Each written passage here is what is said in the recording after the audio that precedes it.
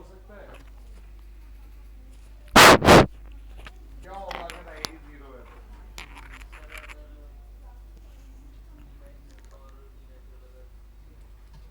क्या मतलब है इसका?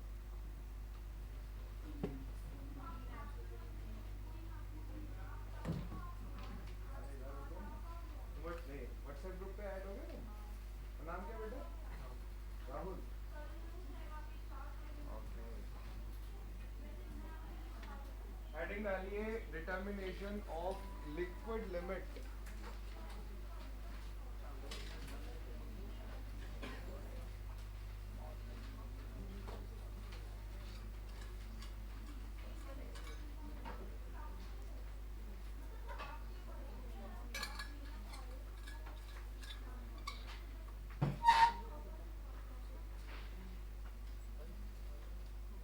श्रिंकेज लिमिट का फॉर्मूला बता बेटे, कल कैसे निकाला था? क्या फॉर्मूला था? फॉर्मूला क्या था श्रिंकेज लिमिट का? W O minus WS W naught. sorry W naught मतलब del naught minus WS bracket फिर minus V naught minus VD bracket rho W upon WS gamma sorry weight बोल रहे हो तो गामा, मास बोल देते हो divided by WS very good. Arjun बताओ क्या फॉर्मूला बोला है इन्होंने श्रिंकेज लिमिट का, कैसे निकालेंगे? W naught minus WS whole bracket minus V naught minus VS V not minus VD VD into into 1 upon gamma W into gamma W upon WS। Good. अब बच्चों हेडिंग डालो determination of liquid limit.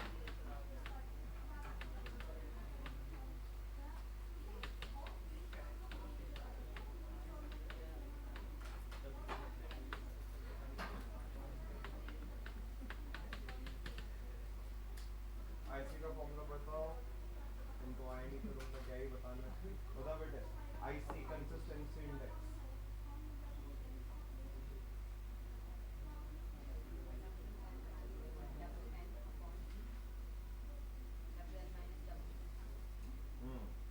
ठीक है। Rishabh IL liquidity index का formula बताओ। कौन? WL minus. Good. देखो बच्चों, लिक्विड लिमिट निकालने के कई सारे एडवांटेजेस हैं। अगर आपको सॉइल की लिक्विड लिमिट पता है तो आगे आप पढ़ोगे, आप सॉइल को क्लासिफाई कर सकते हो। फाइन ग्रेन सॉइल्स 3 ग्रुप में क्लासिफाई किए जाते हैं: low compressibility, intermediate compressibility and high compressibility. तो ये लिक्विड लिमिट के बेसिस पर होता है। लिक्विड लिमिट अगर आपको पता है तो आप कंसोलिडेशन में एक टर्म पढ़ोगे, कंप्रेशन इंडेक्स, जिसकी मदद से आप फाइन ग्रेन सॉइल की सेटलमेंट पता करते हो। तो लिक्विड लिमिट निकालने के कुछ बेनिफिट्स हैं, देखिए पहले। देखो, liquid limit is an important parameter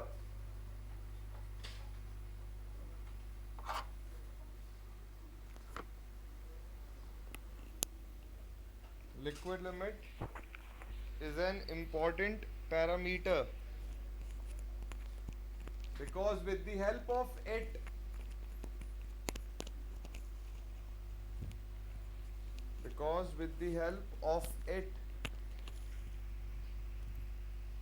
following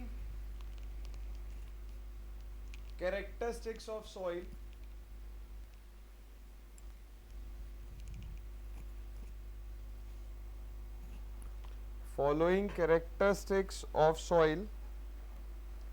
can be determined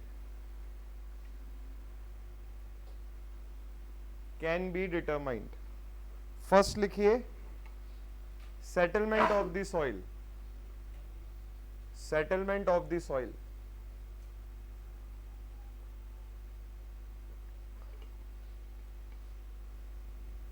तो बच्चों, अगर आपने सॉइल सेटलमेंट निकालना है, आप कंसोलिडेशन में एक फॉर्मूला भी पढ़ोगे। कंप्रेशन इंडेक्स जो होता है ये 0.009 WL माइनस 10% होता है। दिस इज कंप्रेशन इंडेक्स, और इसकी मदद से फिर आप कंसोलिडेशन फाइंड आउट करते हो। तो अगर आपको liquid limit of a soil पता है तो आप सॉइल पे ये पता कर सकते हो कितना सेटलमेंट होगा। तो ये फायदा है WL का। दूसरा लिखिए classification of soil, classification of soil. तो लिक्विड लिमिट निकालने से एक तो आपको फायदा होता है, आप सॉइल सेटलमेंट निकाल सकते हो, और दूसरा आप सॉइल को क्लासिफाई कर सकते हो।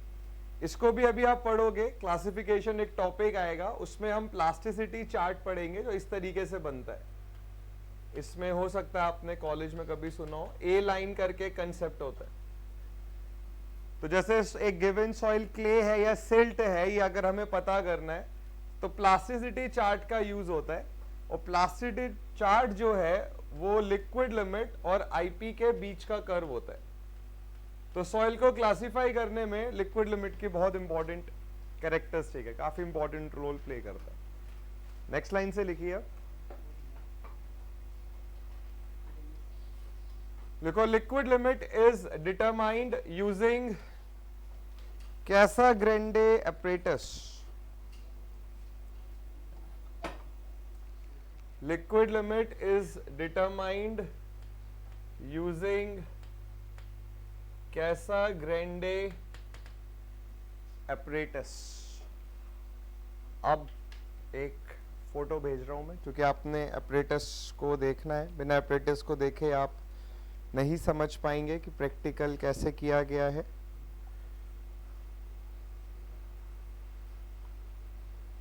व्हाट्सएप पे भी भेज रहा हूँ मैं इसको, टेलीग्राम पर भी। कहाँ है?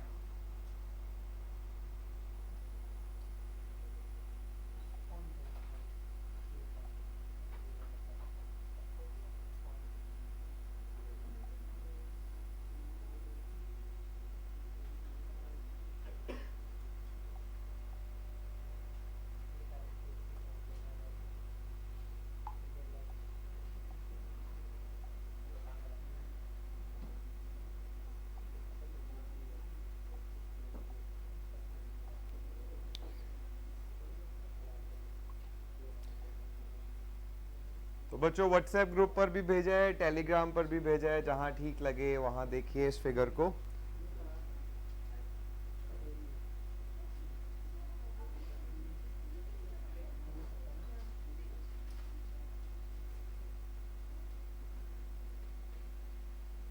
देख रहे हैं बच्चों apparatus ये? अब देखिए पहले समझ लीजिए क्या है इसमें। तो लेफ्ट में टॉप लेफ्ट में आप देख सकते हैं कैसाग्रेंडे apparatus है, बहुत सिंपल apparatus है। इसमें एक छोटा सा कंटेनर है। अब आपने क्या करना है, इस कंटेनर में जिस सॉइल की लिक्विड लिमिट निकालनी है आपको, आप इस कंटेनर में उस सॉइल को पेस्ट फॉर्म में रख दोगे। पेस्ट मतलब सॉइल में सफिशिएंट वाटर बनाओगे कि एक पेस्ट बन जाए। जैसे आप मिडिल फिगर देखो, जैसे मैं नेमिंग करूं, फर्स्ट, सेकंड, ये थर्ड, और ऐसे फोर्थ और फिफ्थ। तो फिगर थर्ड देखिए, जो बीच में जो फिगर है, इसमें आप देख रहे हो कि कंटेनर में इन्होंने क्या प्लेस कर दिया है, सॉइल सैंपल प्लेस करा जो कि पेस्ट फॉर्म में है। ठीक है, अब आप फिगर फर्स्ट में देखो, एक रेड कलर का टूल दिख रहा है आपको, दिख रहा है बच्चों? इसको बोलते हैं ग्रूविंग टूल। ये मेथड थोड़ा सा लंबा है बट इंपॉर्टेंट बहुत ज्यादा है। ग्रूविंग टूल, ग्रूविंग का मतलब है दरार डालना। तो अगर आप फिगर फोर्थ को देखो तो इस ग्रूविंग टूल की मदद से हमने सॉइल सैंपल में एक दरार डाली हुई है। देख रहे हो फिगर फोर्थ में दिख रहे। अब आपने क्या करा, फिगर सेकंड देखो, इन्होंने एक बटन दबाया। बटन दबने के बाद क्या होगा, जो इधर देखो, जो कंटेनर है ऐसे ऊपर उठेगा और फिर नीचे गिरेगा, फिर ऐसे ऊपर उठेगा और नीचे गिरेगा। ऊपर उठ के जो नीचे गिर रहा है इसको हम बोल रहे हैं ब्लो। हमें ये काउंट करना है कि ये जो दरार आपने डाली थी ये 13 mm कितने नंबर ऑफ ब्लोज में भर जाएगी। जैसे आप फिगर फिफ्थ को देखो, फिगर फिफ्थ देख ले बेटे, उसमें मुझे देख रहा है, मैं नहीं, फिगर फिफ्थ। तो फिगर फिफ्थ को अगर आप देखो तो 1.5 इंच, इट्स ऑलमोस्ट 13 mm, तो इतना दरार भर गई। अब आप क्या करोगे, आप नंबर ऑफ ब्लोस काउंट करोगे जिसमें 13 mm ये जो लेयर है सॉइल ये भर जाए। अब आप टेस्ट को रोकोगे, इस सॉइल सैंपल का वाटर कंटेंट निकालोगे, जिसको अब हम नेक्स्ट हेडिंग में पढ़ेंगे ओवन ड्राइंग मेथड से। अब आपके पास वाटर कंटेंट एक डेटा हो गया, नंबर ऑफ ब्लोज इसको n से रिप्रेजेंट करेंगे, ये दूसरा डेटा हो गया। अब आप क्या करोगे, ऐसी कम से कम 5 रीडिंग्स लोगे। जैसे इस बार और वाटर मिला दीजिए, लेट्स से पहले आपने 10 ml पानी मिलाया था, इस बार 20 ml पानी बना के पेस्ट बनाइए। फिर कैलकुलेट करिए कि कितने नंबर ऑफ ब्लोज में दरार 13 mm भर गई। जब 13 mm दरार भर जाएगी तो टेस्ट को रोकिए, उस सॉइल सैंपल का वाटर कंटेंट निकालिए, ये सेकंड रीडिंग हो गई। फिर थर्ड रीडिंग निकालिए, इस बार और पानी बढ़ा दीजिए, तो पानी की क्वांटिटी को चेंज करते जाइए और ये देखिए कितने नंबर ऑफ ब्लोज में जो दरार है वो 13 mm 13 mm फिल हो रही है। आपको 5 रीडिंग जब मिल जाएंगी तो हम एक ग्राफ प्लॉट करेंगे और इस ग्राफ के बेसिस पर लिक्विड लिमिट फाइंड आउट किया जाएगा। मेथड थोड़ा सा लंबा है बट मुश्किल नहीं है, आसान मेथड है। लिखिए, बस थोड़ा सा ये प्रोसेस लिखवाना है इन्हें आपको, तो याद रहेगा क्योंकि थोड़ा सा ये टिपिकल है। इसमें लिखो, अब आप लिखो, in this test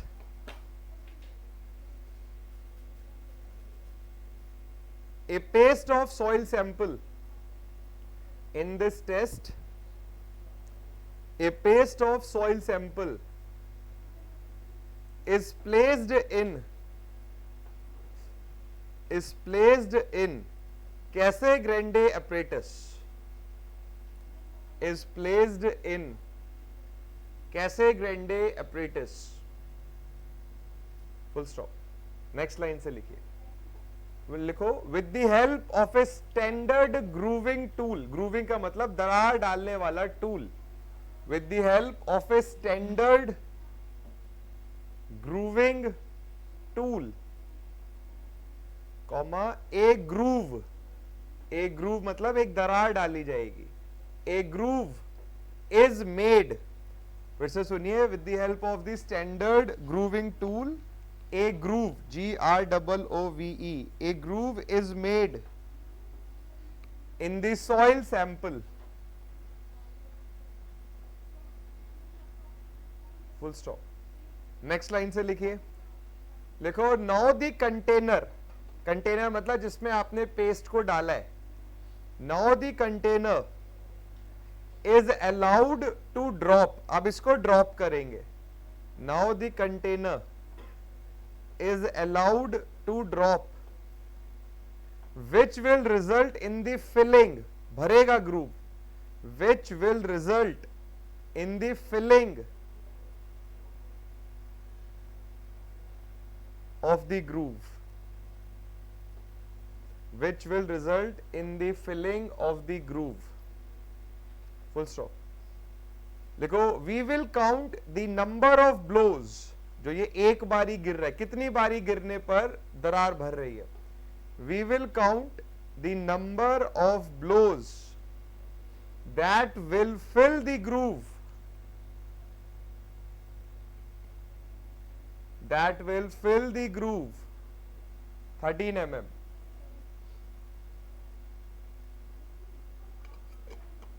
that will fill the groove 13 mm, full stop। लिखो, now the water content, now the water content is determined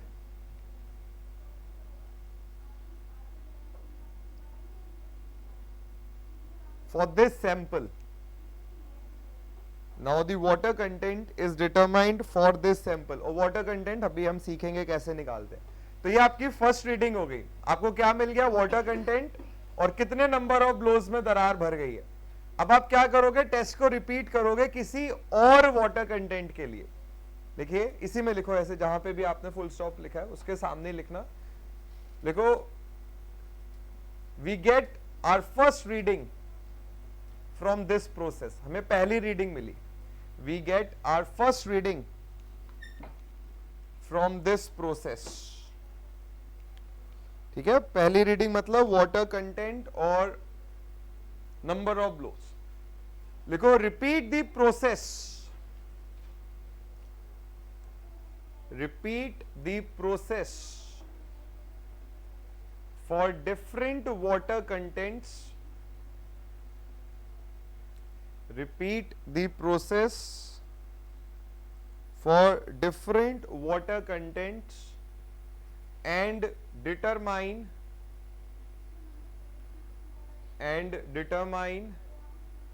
the corresponding number of blows,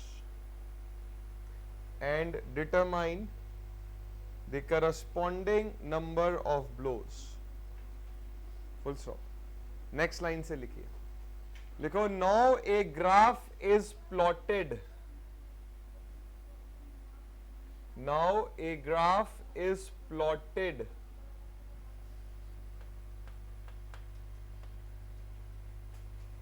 with water content on arithmetic scale। Arithmetic मतलब simple graph paper जो होता है। Now the water content, एक minute, क्या दिखाया क्या अबे दिखा दे बेटे, इसको फोन हटा ले, यहाँ से गिर जाएगा। Now a graph is plotted with water at with water content at arithmetic scale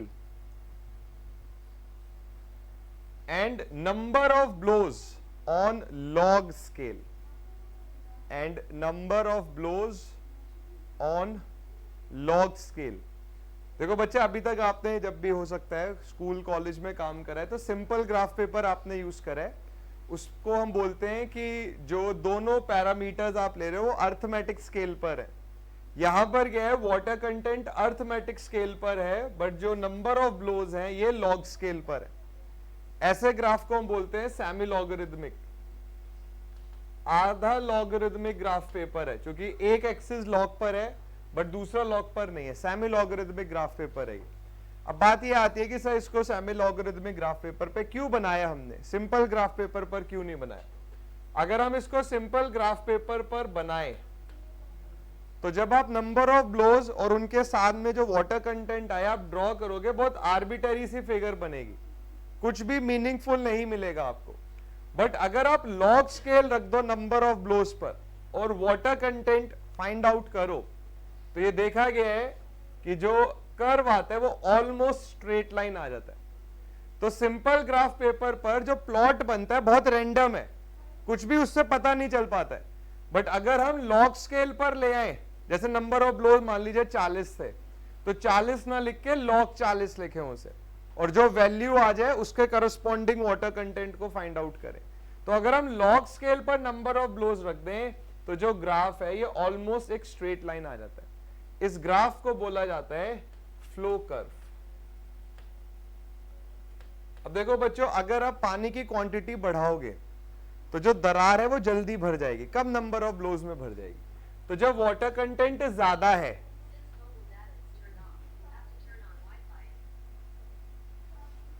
मैं एकदम घबरा गया कि हमारे यहाँ इतनी अच्छी इंग्लिश कौन बोल रहा है। अब मुझे लगा बच्चा कोई डाउट पूछने वाला है कि sir what is this going on. मैं आई वाज सो नर्वस, मैं कब इतनी इंग्लिश में कोई पूछ रहा है तो मुझे पहले तो ये बोलना पड़ेगा कि है कि पूछा क्या। ऐसे मत कर बेटे। हाँ, अगर आप देख रहे हो कि वाटर कंटेंट ज्यादा है तो नंबर ऑफ ब्लोज क्या है, कम है, क्योंकि अगर पानी ज्यादा होगा सॉइल में तो ये जो दरार है जल्दी भर जाएगी, और अगर वाटर कंटेंट कम है तो नंबर ऑफ ब्लोज क्या है, ज्यादा है, क्योंकि अब आपको फिर ज्यादा नंबर ऑफ ब्लोज देने पड़ेंगे तब जाके दरार भरेगी। तो अगर आप सिंपल ग्राफ पेपर पर प्लॉट करोगे वाटर कंटेंट और ये नंबर ऑफ ब्लोज, तो कोई भी मीनिंगफुल कर्व नहीं मिलेगा, एकदम रैंडम सा कर्व मिलेगा। बट अगर आप लॉग स्केल पे रखोगे, जिसको सेमी लॉगरिथमिक ग्राफ पेपर बोलते हैं, तो वाटर कंटेंट और नंबर ऑफ ब्लोज का जो कर्व है ये आपको स्ट्रेट लाइन मिल जाएगा। इसको बोलते हैं फ्लो कर्व, और इस कर्व के स्लोप को बोलते हैं फ्लो इंडेक्स। ये फ्लो इंडेक्स काफी पूछा जाता है। लिखिए, एक मिनट दिखाना बेटा क्या लिखा है। आपने जो लास्ट लिखा है वो ये, and now a graph is plotted with water content on the arithmetic scale and number of blows on the log scale, full stop. लिखो, such graph paper is said to be semi logarithmic. काफी use होगा semi logarithmic, आगे भी use है इसका। Such graph paper is known as semi logarithmic, आधा logarithmic है। Semi logarithmic, इसमें लिखिए फुल स्टॉप, लिखो so if the readings are plotted on this curve, if the readings are plotted on this curve, a straight line is observed. आपको straight line मिल जाएगी, जबकि simple graph paper पर कुछ भी ऐसी ढंग की फिगर नहीं मिलेगी। So if the readings are plotted on this graph paper, a straight line is observed, full stop. देखो दिस कर्व, देखिए स्ट्रेट लाइन भी कर्व की श्रेणी में आता है। देखो this curve is known as flow curve, इसको फ्लो कर्व बोलते हैं। And the slope of this curve, इस कर्व का जो स्लोप है, and the slope of this curve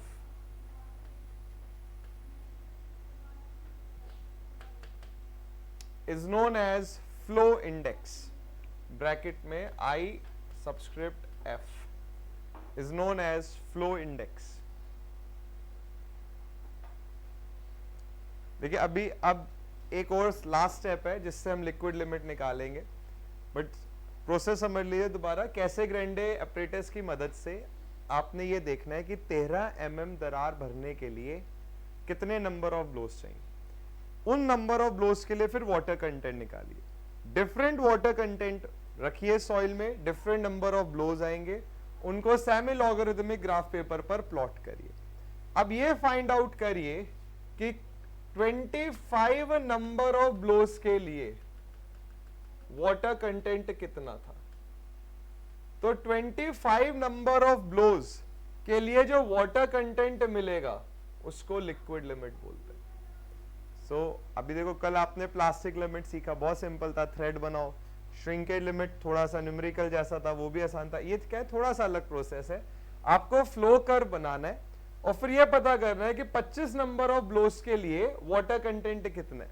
तो 25 नंबर ऑफ ब्लोस के करस्पॉन्डिंग जो वाटर कंटेंट होता है इसको लिक्विड लिमिट बोलते हैं।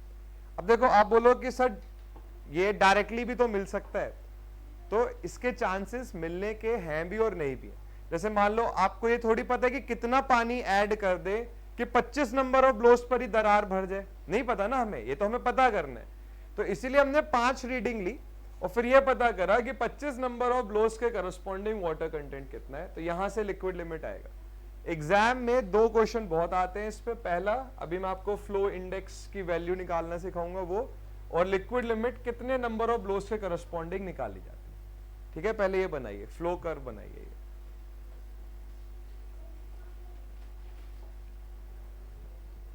इसको पढ़ने के बाद एक मैं आपको क्वेश्चन दूंगा, उसको करिए। उस क्वेश्चन में आपका IC, IL, IP ये सारा रिवाइज हो जाएगा। WL, liquid limit, plastic limit, एक ही क्वेश्चन में सारा रिवीजन हो जाएगा। मतलब मेंस का क्वेश्चन है, में 4-5 पार्ट पूछे गए। कुछ और क्वेश्चन करेंगे और देन हम फिर एक नया टॉपिक स्टार्ट करेंगे। और रिवीजन पर जोर दें, जो पढ़ लिया है उसको रिवाइज करते रहें।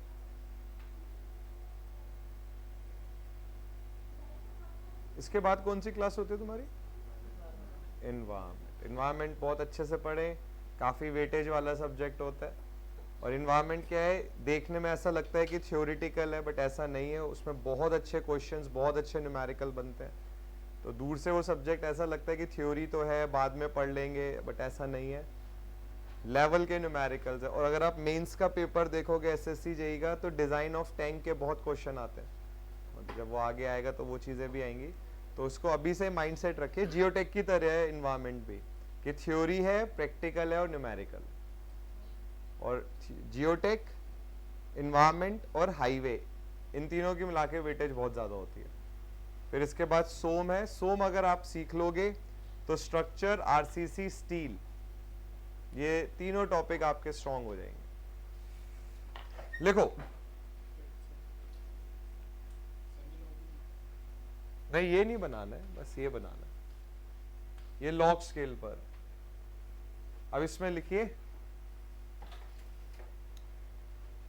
लिखो the water content corresponding to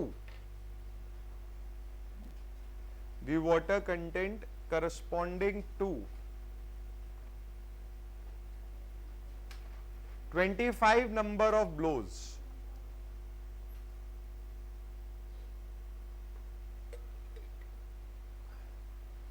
the water content corresponding to 25 number of blows is the liquid limit of the soil, is the liquid limit of the soil. अब अगर मान लीजिए IF की वैल्यू निकालना है हमने, तो लेट से किसी वाटर कंटेंट W1 पर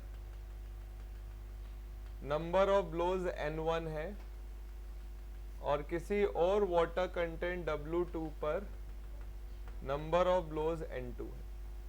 ठीक है, मैं दोबारा ये फिगर बना देता हूं.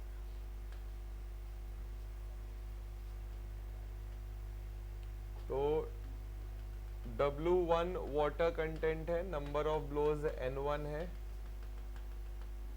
W2 वाटर कंटेंट है, नंबर ऑफ ब्लोज N2. इस लाइन का स्लोप IF है. बच्चे स्लोप tan थीटा होता है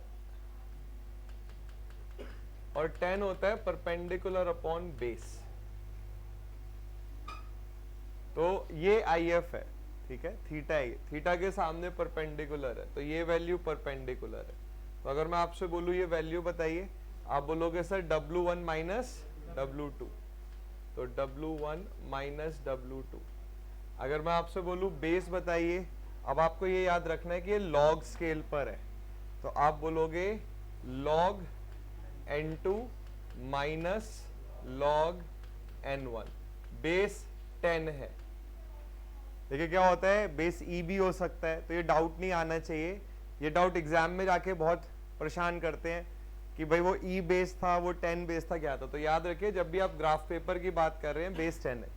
log A minus log B is log A by B.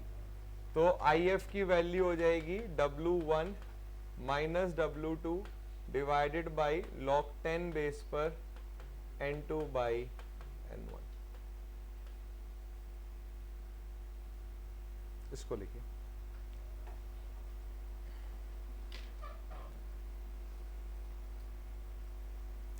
Base 10 है, ये याद रखिए.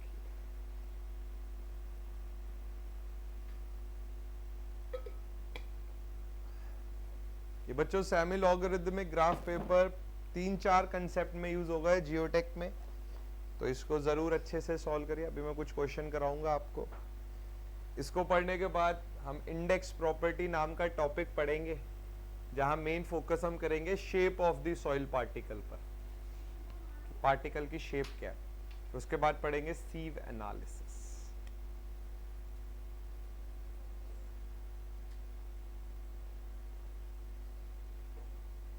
अब एक बार ये लिक्विड लिमिट सारा देख लीजिए, समझ लीजिए उसको, कहीं भी डाउट है तो पूछ लीजिए.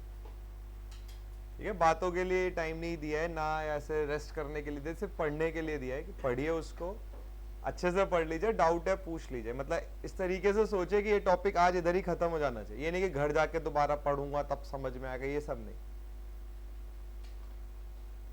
कैसे हुआ है ये टेस्ट आराम से समझिए इसको, क्योंकि बाकी दो के कंपैरिजन में थोड़ा सा लंबा टेस्ट है ये.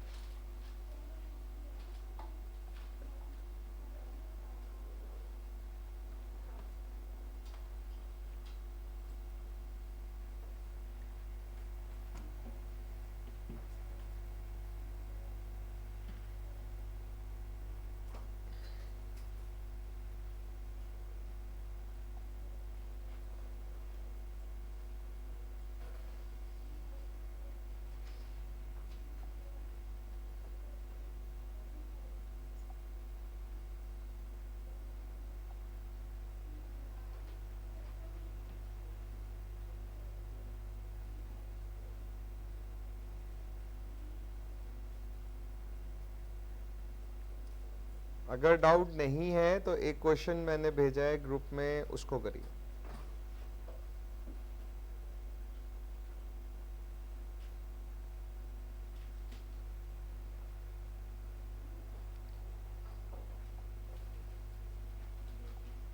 मतलब आ रहा है, जा रहा है अभी ये टेलीग्राम पे भी भेज रहा हूं मैं इसे।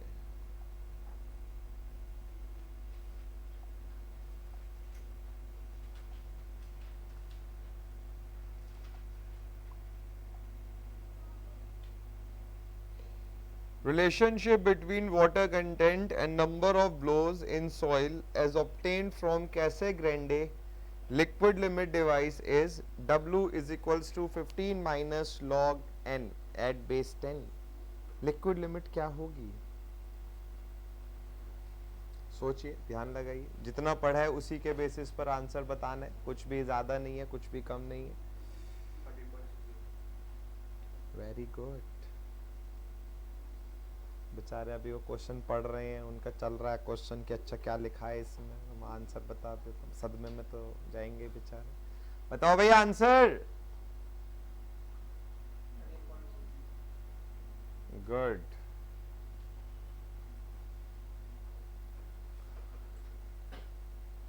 दो बच्चों का आ गया आंसर नॉर्मल। ध्यान लगाओ बेटे। पीयूष,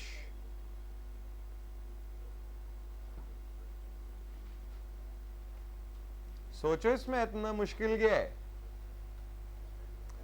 ये n कितना रखना है? 25, क्योंकि जब लिक्विड लिमिट निकाली जाती है, जब नंबर ऑफ ब्लोस 25 है तो वाटर कंटेंट को लिक्विड लिमिट बोलते हैं, तो n को 25 रख दो, तो log 25 निकालो 10 बेस पर और उसे 15 में से घटा दो, तो आंसर आ जाएगा 13.6। कोई इतना मुश्किल क्वेश्चन थोड़ी था ये।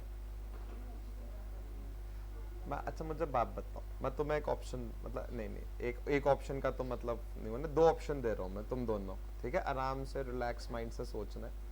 एक है कि चुप बैठना है, ठीक है, जितनी देर क्लास चल रही है। एक ये है कि एक इधर और एक डायगनली उधर बैठाऊंगा जहां ऋषभ बैठा हुआ ना, वो वहां से हटेगा, और दूसरे मतलब अब देख लो, चॉइस तुम्हारी है, डेमोक्रेटिक कंट्री है, हमेशा चॉइस देनी चाहिए लोगों को। देख लो, ठीक है?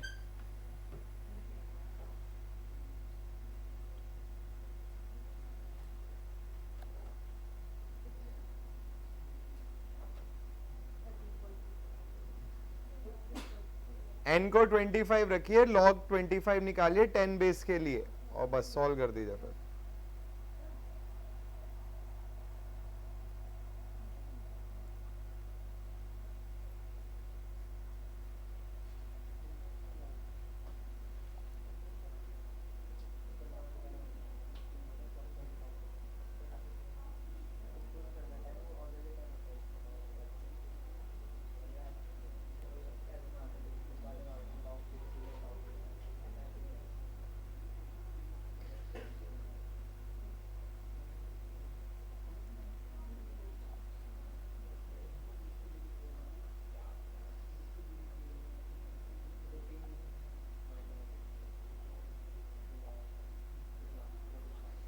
इसरो का क्वेश्चन मैं आपको भेज रहा हूं।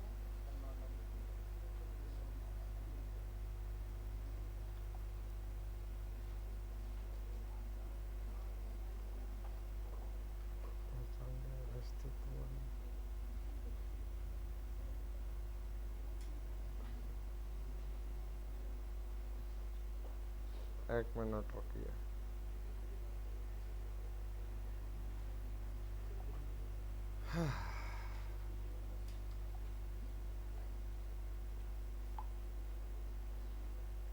क्वेश्चन भेजा है, ये एसएससी जेई मेंस 2016 का क्वेश्चन है। ये टेलीग्राम पर भी भेज दिया है।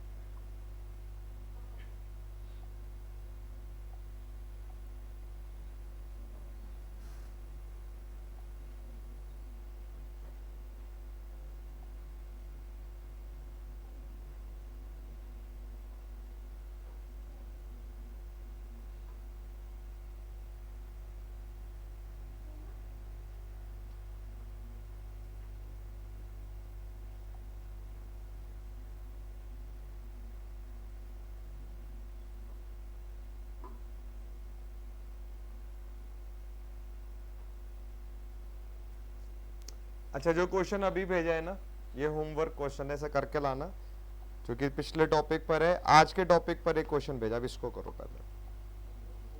हाँ, इसे छोड़ना मतलब घर पे करना है इसको, और आंसर बताना है मेरे को। कल बताइए या घर जाके बताइए, व्हाट्सएप करिए, बट कल सॉल्यूशन के साथ आइए।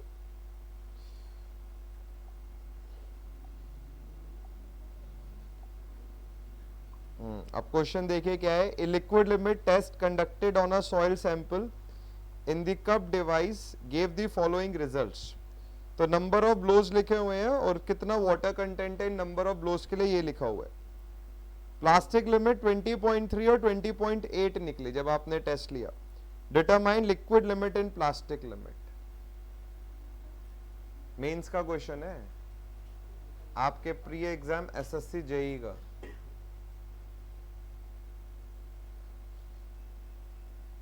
ये क्वेश्चन हो गया तो पूरा टॉपिक रिवाइज हो जाएगा। प्लास्टिक लिमिट निकालने का तरीका क्या था? 3 रीडिंग्स लेके एवरेज ले लो। यहां कितनी रीडिंग है? 2, तो 2 का एवरेज नहीं ले पा रहे हो, ऐसा चेहरा क्यों बना लिया? पढ़ते नहीं है तुम लोग घर जाके।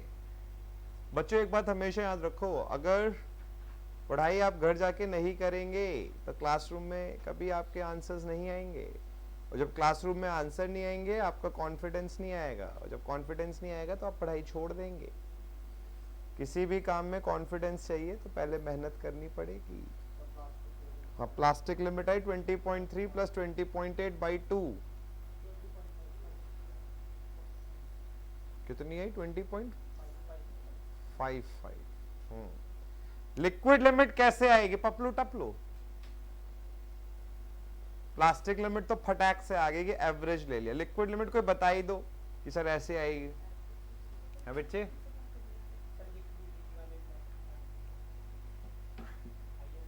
सामने ही लिखा हुआ है तरीका। देखे भैया कितने बच्चे दिमाग लगाते हैं। सिर्फ थ्योरी पढ़ते रहेंगे ना, आपको लगेगा कि बस इस बार जेई टॉपर मैं ही हूं। न्यूमेरिकल है और आपके एग्जाम का ही न्यूमेरिकल है ये। उस एक न्यूमेरिकल से पूरा टॉपिक रिवाइज हो जाएगा आपको।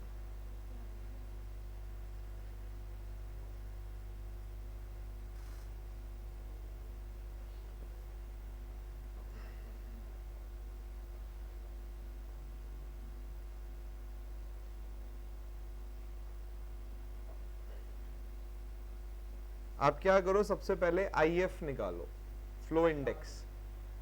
फ्लो इंडेक्स कैसे निकालोगे आप? आपको 2 वाटर कंटेंट चाहिए और 2 नंबर ऑफ ब्लोज चाहिए। कोशिश हमेशा ये करिए, जैसे अगर मान लो इस टेबल में नंबर ऑफ ब्लोज 25 वाला पार्ट होता तो उसके लिए जो वाटर कंटेंट था वही लिक्विड लिमिट हो जाता, बट वो नहीं है। तो जब आपसे आईएफ पूछा जाए ऐसे केस में जहां पे 25 नंबर ऑफ ब्लोज नहीं मेंशन है, तो 2 वाटर कंटेंट ऐसे लीजिए, एक वो जो 25 से कम हो और एक वो जो 25 से ज्यादा हो। जैसे 23 रखिए W1, 22 रखिए W7, N1 39.8 हो जाएगा, N2 36.5 हो जाएगा। समझ आई बात जो बोली मैंने? क्या बात कर रहे हो? समझ कैसे आ गया? इतने होशियार कब से हुए तुम लोग? आइए बताओ कितना आएगा?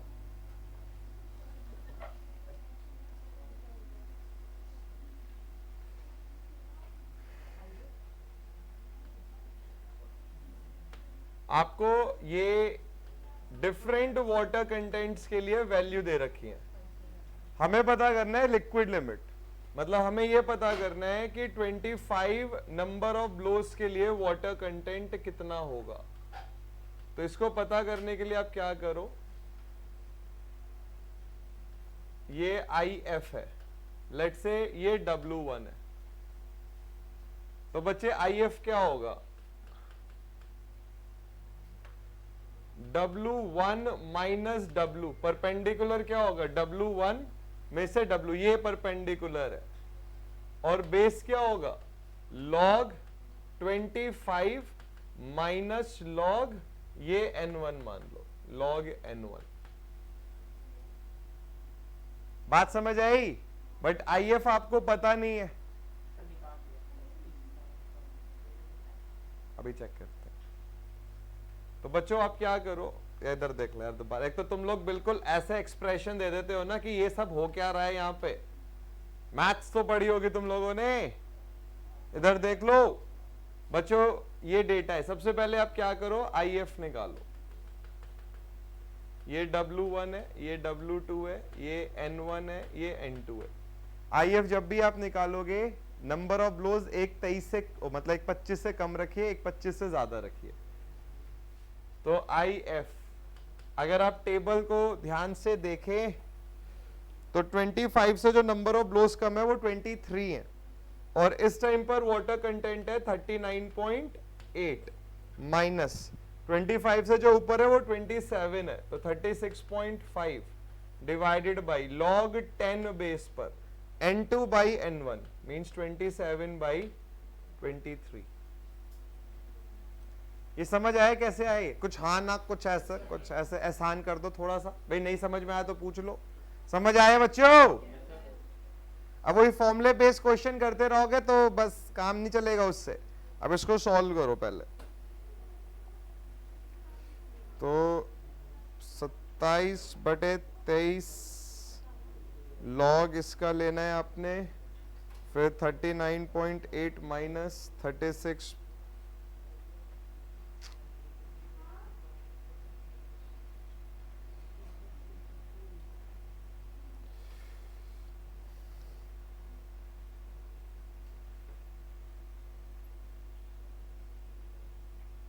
47.389 आ रहा है, तो 39 बोल रहे हैं। तो आईएफ आएगा 40। अब देखो ये परसेंट में होता है डेटा, ये परसेंट में है, तो 47.39% आ रहा है, या 0.47394 लिख रहे हैं इसको। ठीक है? हाँ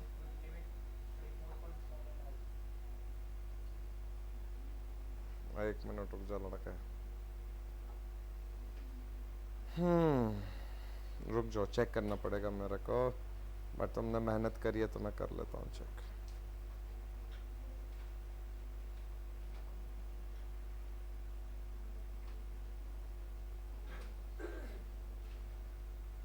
कितनी बता रहे हो लिक्विड लिमिट? 34? नहीं, थोड़ी सी ज्यादा आई है, बट इतने मतलब कम नहीं है कि मैं आंसर ठीक बोलूं, मतलब 6-7% ज्यादा है। अगर पॉइंट का फर्क होता तो एक बारी ठीक बोल देता मैं इसको। बच्चों समझ आया आईएफ कैसे आया है? अब मैं कुछ बोल मैं जा रहा हूँ भैया, चलो आज अब की बार मेरे जवाब नहीं आया ना मेरे को, तो देख लेना फिर तुम लोग। अब आप क्या करो, आपको ये पता करना है कि 25 लिक्विड लिमिट पूछी है, तो लिक्विड लिमिट आता है 25 नंबर ऑफ ब्लोस के लिए। ये फिर से आईएफ है भाई, स्ट्रेट लाइन है तो स्लोप तो हर जगह सेम होगा। आईएफ आपको पता चल चुका है 0.474। अब आप इस डेटा के लिए आईएफ फाइंड, मतलब इस डेटा के लिए आईएफ लगाओ, तो ये कितना आएगा, W1 minus WL divided by log 25 by N1। मतलब 25 से कम वाला, N1 क्या हो गया, कम डेटा। तो बच्चे W1 की वैल्यू कितनी है? टेबल में गिवन है W1 39.8। WL आपको निकालना है log 25, और इसके लिए 39.8 के लिए ब्लोस कितने हैं, 23। आईएफ पता है, बस WL अननोन है, वो आ जाएगा। सॉल्व करते हैं इसको। अभी मैं रुक जाऊंगा, आप इसको देख लो कि कैसे हुआ है ये, उसके बाद फिर करेंगे। करना पड़ेगा इसको, बिना इसको करे काम नहीं चलना। अगर आप यहां पर 0.474 लिख रहे हो तो इसको फिर परसेंट में मत लिखना, फिर इसको 0.398 लिखना।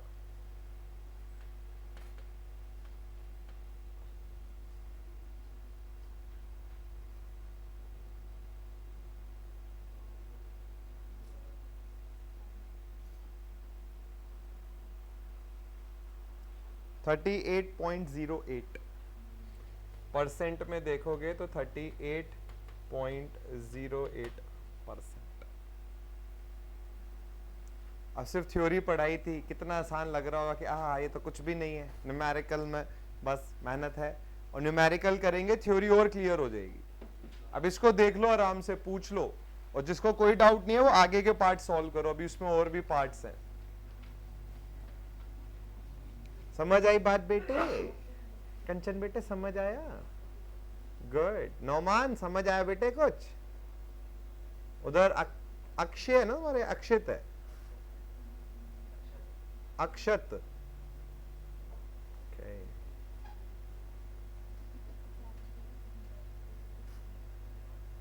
भाई कोई डाउट तो नहीं है किसी को? बाकी पार्ट सॉल्व करो फिर।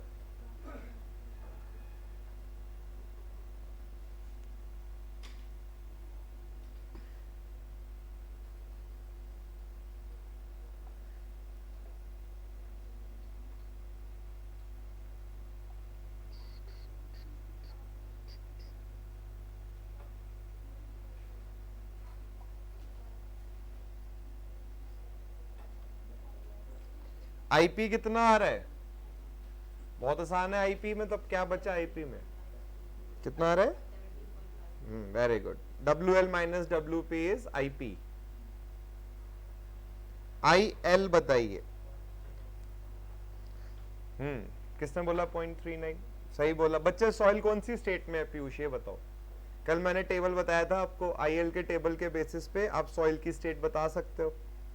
कौन सी स्टेट में? नहीं बच्चे ध्यान दो फिर से। करण कौन सी स्टेट में है सॉइल? अगर IL की वैल्यू 0.391 है तो प्लास्टिक। 0 से 1 के बीच में जब IL होता है तो सॉइल प्लास्टिक में होता है। अब इसमें एक पार्ट और पूछा गया है,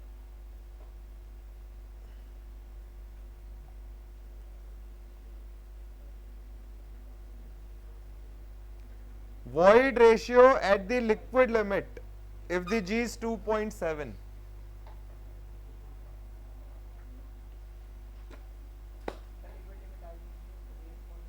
ये तो रहा 38.08।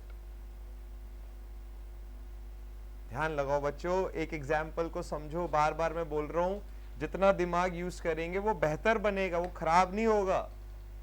It's just like your body, जितना आप भागेंगे दौड़ेंगे बॉडी एक्टिव बनेगी, बेहतर बनेगी। बॉडी को पूरा दिन लेटे रहेंगे खराब हो जाएगी बॉडी। सेम चीज दिमाग के साथ हो रहा है, बहुत सालों से यूज नहीं कराया आपने, स्लो हो गया है वो।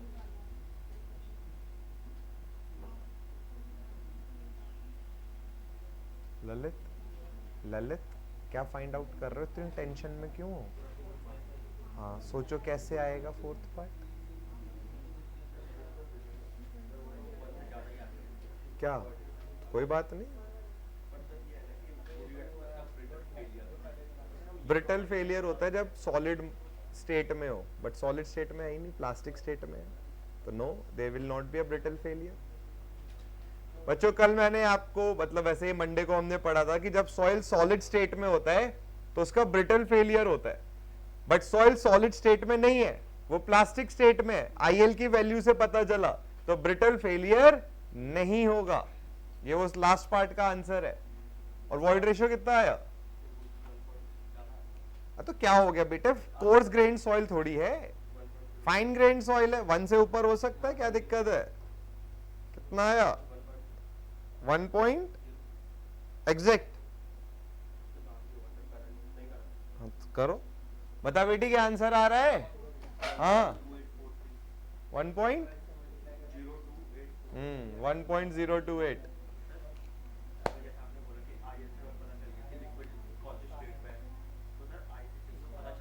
बिल्कुल IC से कर लो, 1 माइनस IL कर लो, तब भी वैल्यू 0 और 1 के बीच में रही, सॉइल प्लास्टिक स्टेट में।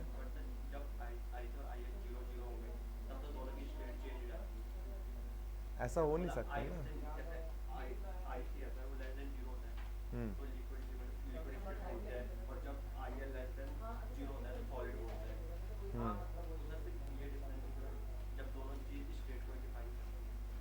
अलग अलग वैल्यूज के लिए डिफाइन कर रही है ना, वैल्यूज अलग अलग है ना।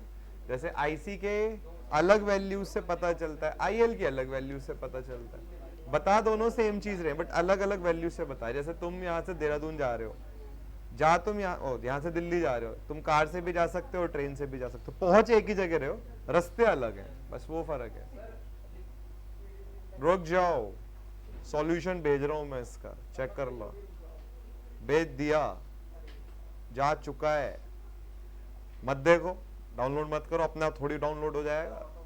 ऑटो डाउनलोड मोबाइल डेटा पे बहुत जिगर चाहिए इसके लिए। वाईफाई पे तो ऑटो डाउनलोड समझ में आ भी रहा है।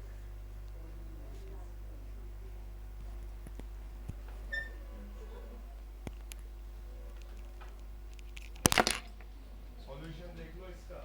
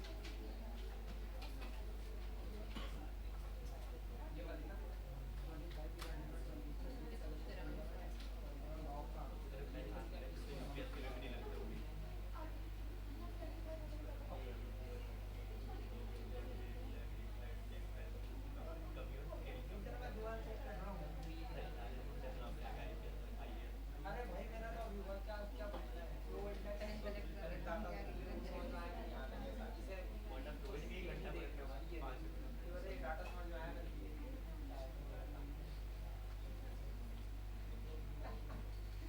नंबर ऑफ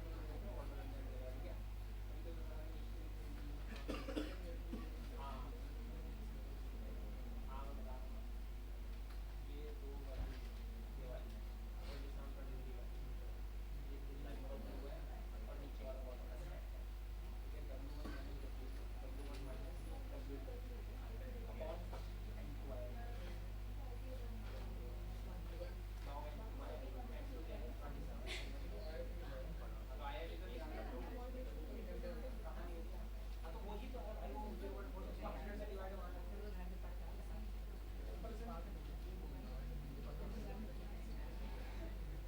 वही करना भाई जो तू कर रहा है तू भी देख ले ठीक है तो ये मत लिख तेरे वर्ड बोल रहा हूँ उतना ठीक है अब आइए को फॉर्मूला लगा दे थोड़ी सी समझ नहीं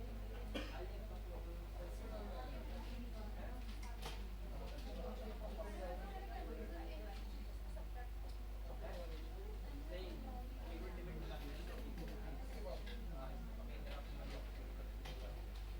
लगा ये निकाल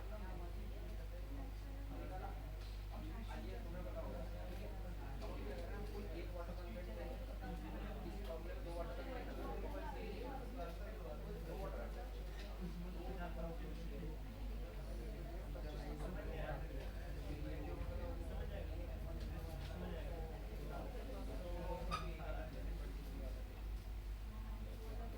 बच्चों समझ आए सॉल्यूशन?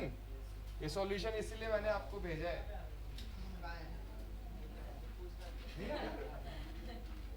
किसको भेजा थे? बैच एली तो है तुम्हारा, तुम बैच में भी तो होगे, फिर बैच वहाँ पे भेजो मैं टेलीग्राम में दिया।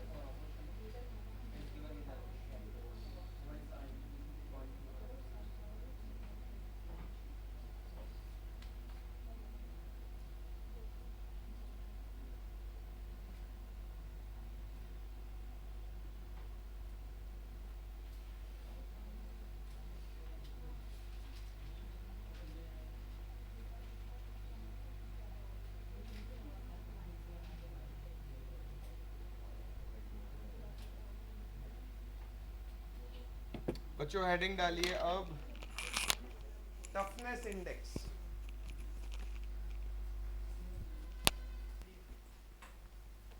वैसे लिक्विड लिमिट पे वॉइड रेशियो 1.028 कितने बच्चों ने खुद से कर लिया? मतलब चलो कर लिया, समझ आ गया नॉल आ गया सबको समझ में। देखो बच्चों लिक्विड लिमिट पर जो डिग्री ऑफ सैचुरेशन है वो 1 है, तो S is equals to W G, तो E is equals W G liquid limit की बात हो रही है, लिक्विड लिमिट आपने निकाल लिया 38.08, जी क्वेश्चन में आपको गिवन है, मल्टीप्लाई करिए, वॉइड रेशियो आ जाएगा 1.028। ठीक है, एक सिंपल सा फॉर्मूला है, इसको समझिए।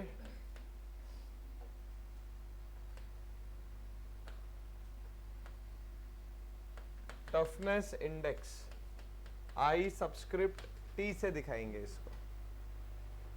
देखो, it is given as plasticity index upon flow index,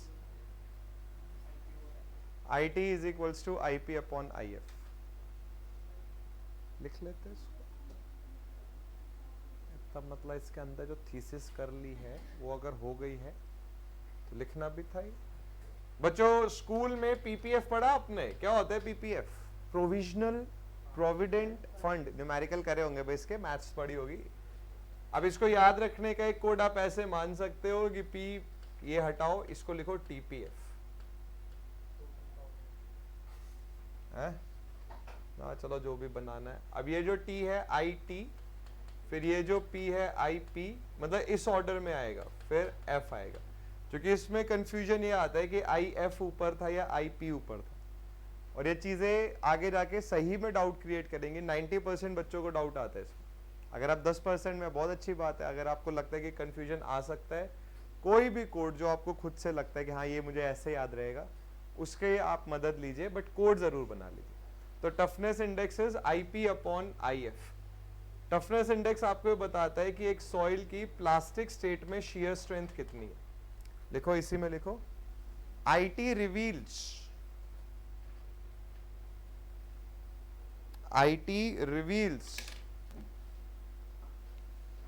the strength of a soil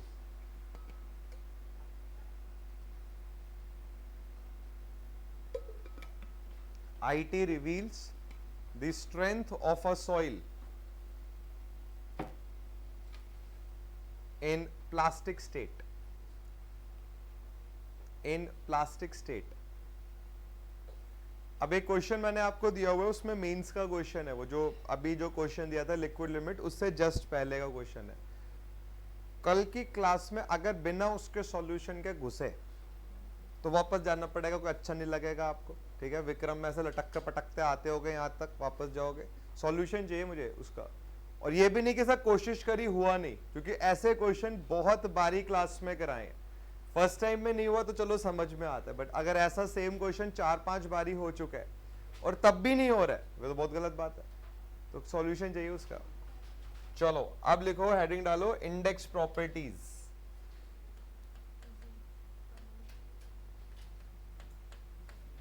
बहुत मासूम क्वेश्चन आया है कि कौन सा क्वेश्चन है? अंकित तुमने पूछा था, मैं लिख देता हूं उस पर, तुम लोग बाना घर जाके सर पता ही नहीं चल रहा था क्वेश्चन कौन सा है, ऐसे लिखूंगा इस पे, ये वाला लिखा है मैंने उस पे, ये वाला। अब जैसे तुम उस पे ऐसे करोगे तो वही खुलेगा फिर।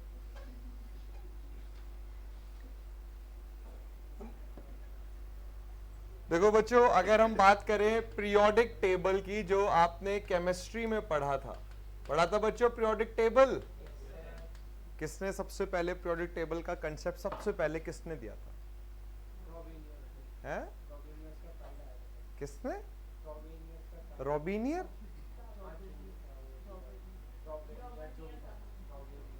उन्होंने पीरियोडिक टेबल सबसे पहले, हाँ, नील्स बोर ने पीरियोडिक टेबल सबसे पहले दिया। तो मेंडलीव ने क्या किया था? मेंडलीव ने दिया था, हाँ, उससे पहले तो वो आ चुके थे ना आर्यंस, उससे पहले नहीं, जो सबसे पहला पीरियोडिक टेबल मीनिंगफुल आया था वो मेंडलीव ने दिया। हाँ गुड, अब सही है, मेरी बात माननी चाहिए आपको, इससे फर्क पड़ता है। चलो मुझे बताओ, आइंस्टाइन को नोबेल प्राइज मिला था? पता ही नहीं है। आइंस्टाइन पता है कौन है? ये इनके आगे जाके जनरल स्टोर है, ठीक है, आइंस्टाइन जनरल स्टोर है, ठीक है, रावत जनरल स्टोर के साथ में। अबे आइंस्टाइन को किस चीज के लिए नोबेल मिला था? इंजीनियर है हम लोग, आइंस्टाइन हमारे लिए भगवान जैसे हैं। बताओ बे, किस चीज के लिए मिला था उन्हें नोबेल प्राइज मिला था? और उन्हें E is equals to MC square के लिए नहीं मिला था। सब यही बोलते हैं, यही पता है बस। जिस चीज के लिए मिला था वो आपने पढ़ा है फिजिक्स में भी और केमिस्ट्री में भी। नहीं, वो न्यूटन ने दिया था बेटे, ऐसे ऐसे ऐसे मत बोला कर बेटे, कोई ज्यादा एज का फर्क नहीं था, 300 साल बाद आए थे वो। बताओ, it is photo electric effect. Photo electric effect के लिए उन्हें वो मिला था, नोबेल प्राइज। नहीं, मैं जीएस क्या, ये तो वो है, मतलब जैसे अभी मैंने आपको एक और, अभी आपकी जीएस भी तो होनी थी आज से, कल मैंने मैसेज पढ़ा था 10 बजे से जीएस है, तो किसकी है वो? अच्छा, दूसरे बैच। ओके, अब देखो पीरियोडिक टेबल का जिक्र क्यों हुआ कि पीरियोडिक टेबल में जो एलिमेंट सेम प्रॉपर्टीज दिखाते हैं उनको हम सेम ग्रुप में रखते हैं। इंडेक्स प्रॉपर्टीज क्या है? ये वो प्रॉपर्टीज हैं जिनके बेसिस पर हम सॉइल को क्लासिफाई करते हैं। जैसे मान लीजिए मैं आपसे बोलूं कि एक सर्टेन ग्रुप में, जैसे जो नोबल गैसेस का ग्रुप है जिसमें हीलियम और ये सब गैसेस आती हैं, तो इनकी सबकी प्रॉपर्टी सेम है, इनके जो ऑर्बिटल है फुली फिलफिल्ड है। या मान लीजिए अगर हम बोले मेटल्स, कि भाई मेटल कौन होता है? आप बोलते हो सर जो गुड कंडक्टर ऑफ इलेक्ट्रिसिटी है। तो जो कंडक्शन है ये एक प्रॉपर्टी है जिसके बेसिस पे आपने मटेरियल को क्लासिफाई कर दिया। जैसे मैं आपसे बोलूं कि क्लासरूम में जो क्रिकेट खेल रहे हैं वो एक तरफ बैठे और जो नहीं खेलते हैं वो एक तरफ बैठे, तो क्रिकेट यहाँ पर क्या हो गया? एक क्लासिफिकेशन प्रॉपर्टी होगी जिसके बेसिस पर आपने क्लास को क्लासिफाई कर दिया कि भाई ये क्रिकेट खेलने वाले बच्चे हैं और ये नहीं खेलने वाले बच्चे। तो इंडेक्स प्रॉपर्टीज क्या है? ये वो प्रॉपर्टीज होती हैं जिनके बेसिस पर आप सॉइल को क्लासिफाई करते हो। जैसे एक बहुत सिंपल एग्जांपल हो गया साइज।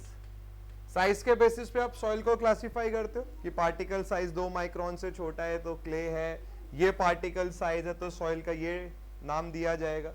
तो इंडेक्स प्रॉपर्टीज के बेसिस पे आप सॉइल को क्लासिफाई करोगे। ऑलमोस्ट सारी इंडेक्स प्रॉपर्टीज हम अलग अलग पढ़ चुके हैं। हमें जो मेन इंडेक्स प्रॉपर्टी पढ़नी है वो पढ़नी है शेप ऑफ द पार्टिकल। लिखिए, देखो index properties are those properties, index properties are those properties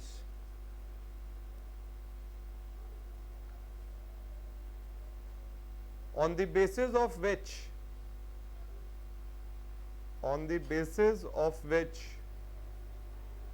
a soil is classified, on the basis of which a soil is classified, full stop। देखो for example size of the particle, तो size के basis पर आप soil को classify करते हो। For example size of the particle, comma void ratio कि भाई सॉइल डेंस है, ठीक है, सॉइल डेंस नहीं है, ये भी एक क्लासिफिकेशन है, void ratio, comma water content, soil certain state में है, सॉइल किसी और स्टेट में, आप क्लासिफिकेशन कर रहे हो, कॉमा आईडी डेंसिटी इंडेक्स, मतलब बहुत एग्जांपल है, कॉमा आईडी, ठीक है। तो ये सर्टेन ईटीसी एटसेट्रा, और भी बहुत, पोरोसिटी हो गया, यूनिट वेट हो गए, स्पेसिफिक ग्रेविटी हो गया, ये सब चीजें क्या है, इनके बेसिस पे आप सॉइल को क्लासिफाई करते हो। अब इंडेक्स प्रॉपर्टीज दो टाइप की होती हैं, एक है सॉइल ग्रेन प्रॉपर्टीज, एक होती है soil aggregate properties. Soil grain properties वो इंडेक्स प्रॉपर्टी है जो इंडिविजुअल पार्टिकल पर डिपेंड करती है। जैसे बच्चे जब हम साइज की बात करते हैं, हम साइज ऑफ द सॉइल मास नहीं बोलते, हम बोलते हैं साइज ऑफ द पार्टिकल। हम शेप ऑफ द सॉइल मास नहीं बोलते, हम बोलते हैं शेप ऑफ द पार्टिकल। तो वो इंडेक्स प्रॉपर्टीज जो सिर्फ एक पार्टिकल ऑफ द सॉइल मास पे डिपेंड करती हैं, उनको बोलते हैं सॉइल ग्रेन। वो ग्रेन पर, एक इंडिविजुअल ग्रेन पर डिपेंड कर रही है। और जैसे कि नाम सजेस्ट कर रहे हैं सॉइल एग्रीगेट, ये पूरे सॉइल मास पर डिपेंड करती हैं। जैसे वॉइड रेशियो, वॉइड रेशियो एक पार्टिकल का नहीं है, पूरे सॉइल मास का है। यूनिट वेट, ये एक पार्टिकल का नहीं होता है, पूरे सॉइल मास का होता है। इंडेक्स प्रॉपर्टीज में सॉइल एग्रीगेट प्रॉपर्टीज सॉइल को क्लासिफाई करने के लिए ज्यादा अच्छी मानी जाती हैं as compare to soil grain. लिखो, एक सब हेडिंग डालो, टाइप्स ऑफ इंडेक्स प्रॉपर्टीज। एक क्वेश्चन मैं आपसे पूछ रहा हूं, इसका आंसर आप मुझे कल बताना। फिजिक्स का बहुत बेसिक क्वेश्चन है। ये डोर मैंने खोला, ठीक है, ये यहां पर रोटेशन हुआ, तो ये मैंने टॉर्क लगाया है या ये मैंने मोमेंट लगाया है? ठीक है, हाँ बिल्कुल आराम से सोचिए, टॉर्क लगाया है या मोमेंट। फिर से सुन लीजिए, ये डोर मैंने ओपन करा, या मान लीजिए ये इधर स्केल है, ठीक है, ये मैंने ऐसे पकड़ा और ये मैंने फोर्स लगाई और ये रोटेशन हो गया, तो ये मैंने टॉर्क लगाया या ये मैंने मोमेंट लगाया? मोमेंट लगाया, जिस वजह से टॉर्क हो गया। मतलब ओके, लेट्स सी, कल मुझे बताइएगा। बट मैं आपको एक बात बता देता हूं, टॉर्क और मोमेंट का कंसेप्ट आपको पता होना चाहिए। मोमेंट है, टॉर्क नहीं है। क्यों है मोमेंट? परपेंडिकुलर, टॉर्क में नहीं होती। तब तो टॉर्क हो ही नहीं पाएगा। अगर अलोंग द लेंथ लगाया ना मैंने, जैसे ये इधर है, अलोंग द लेंथ फोर्स लगाई तो रोटेशन तो होगा ही नहीं, बॉडी खिसक जाएगी, कंप्रेस हो जाएगी या टेंशन में आ जाएगी, रोटेशन आएगा ही नहीं। टॉर्क के लिए कपल चाहिए, मोमेंट के लिए नहीं चाहिए। मोमेंट है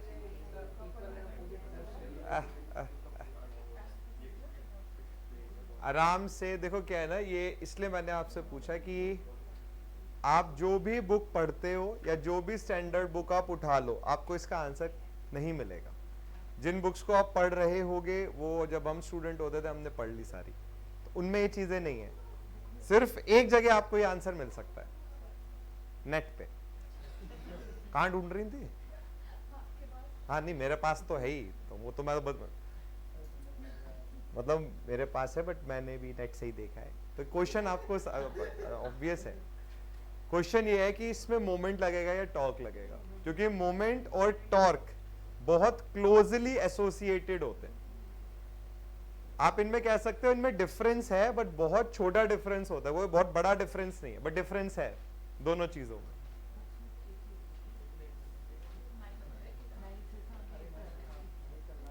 मतलब एक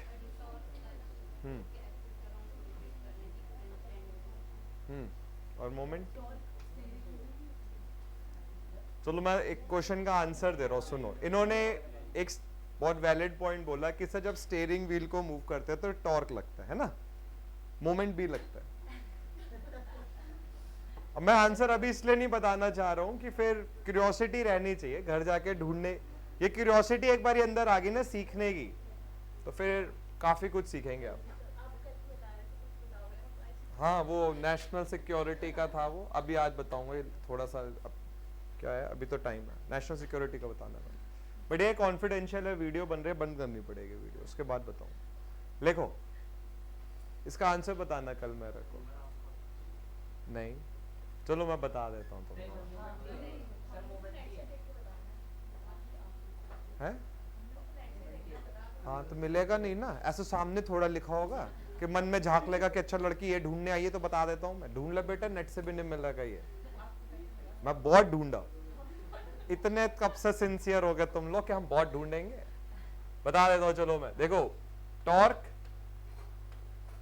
और मोमेंट में डिफरेंस ये है कि every torque is a moment but every moment is not a torque. जैसे स्क्वायर और रेक्टेंगल में क्या डिफरेंस होता है? Every square is a rectangle, क्योंकि स्क्वायर के अपोजिट साइड्स पैरेलल है और इक्वल है, but every rectangle is not a square. Moment of force, जब आप फोर्स का मोमेंट लेते हो, moment of force, this is known as torque. Torque क्या होता है? फोर्स का मोमेंट लेना। टॉर्क हमेशा एक वेक्टर क्वांटिटी है, बट मोमेंट जरूरी नहीं वो हमेशा वेक्टर हो। आप मोमेंट एरिया का भी ले सकते हो।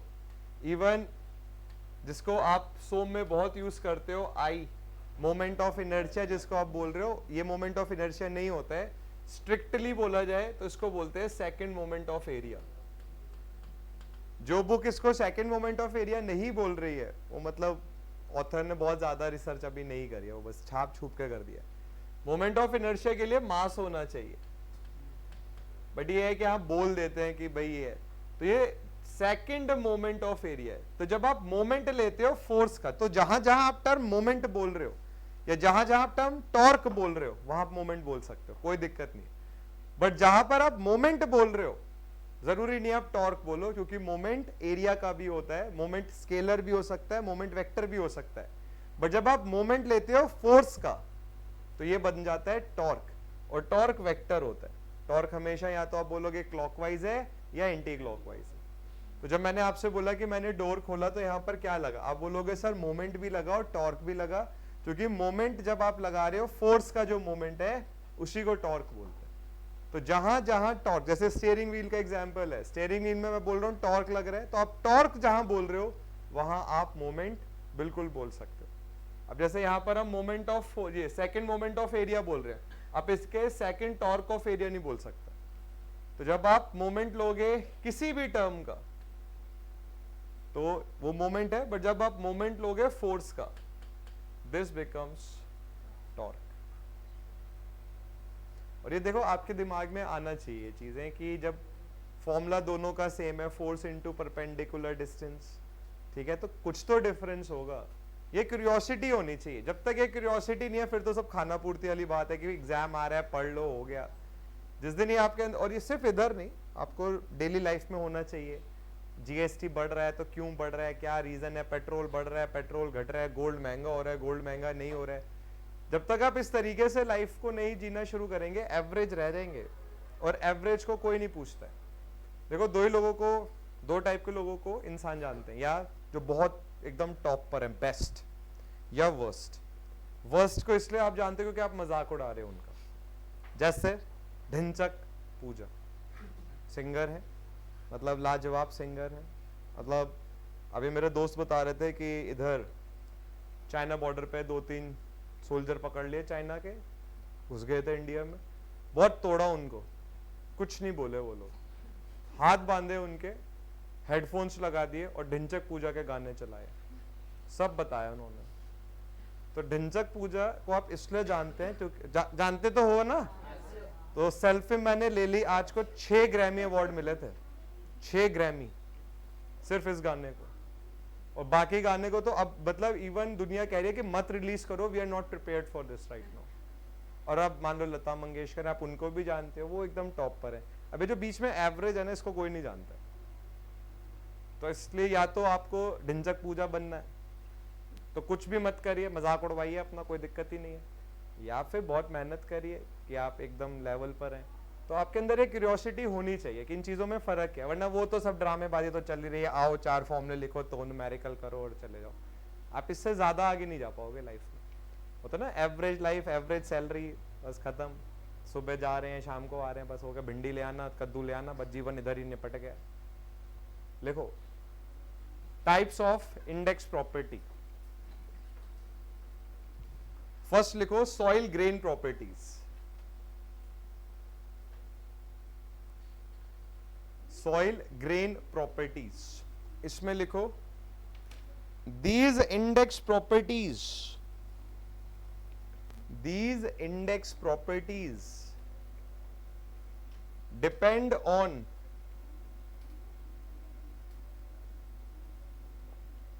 individual grain particles.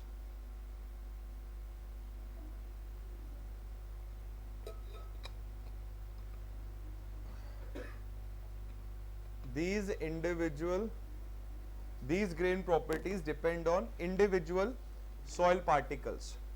देखो for example, size and shape of the particle, for example size and shape of the particle and specific gravity of solids, and specific gravity of solids. तो ये जो 3 आपने एग्जाम्पल लिखे ये सॉइल ग्रेन प्रॉपर्टीज के हैं। Second लिखिए soil aggregate properties. Soil aggregate properties ये दूसरे टाइप की इंडेक्स प्रॉपर्टी है। देखो दीज इंडेक्स प्रॉपर्टीज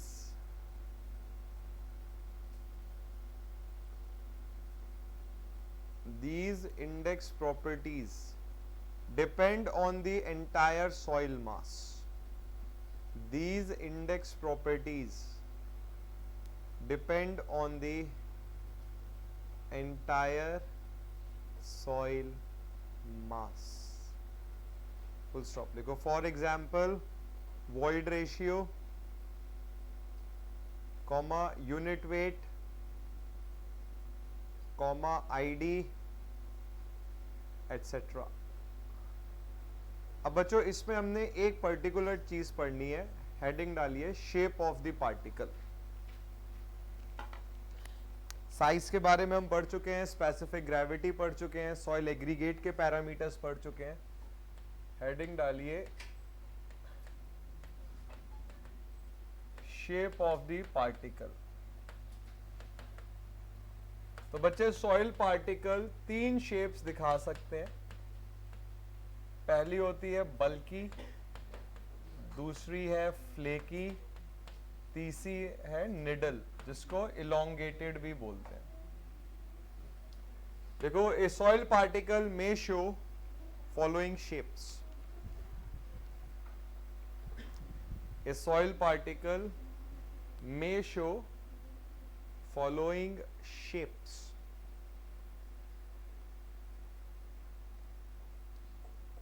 फर्स्ट लिखिए बल्की शेप.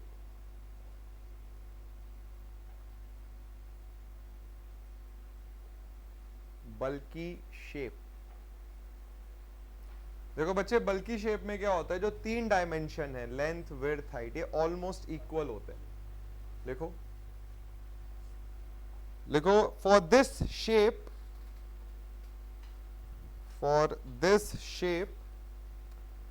the 3 dimensions मतलब length width height for this shape the 3 dimensions are nearly equal.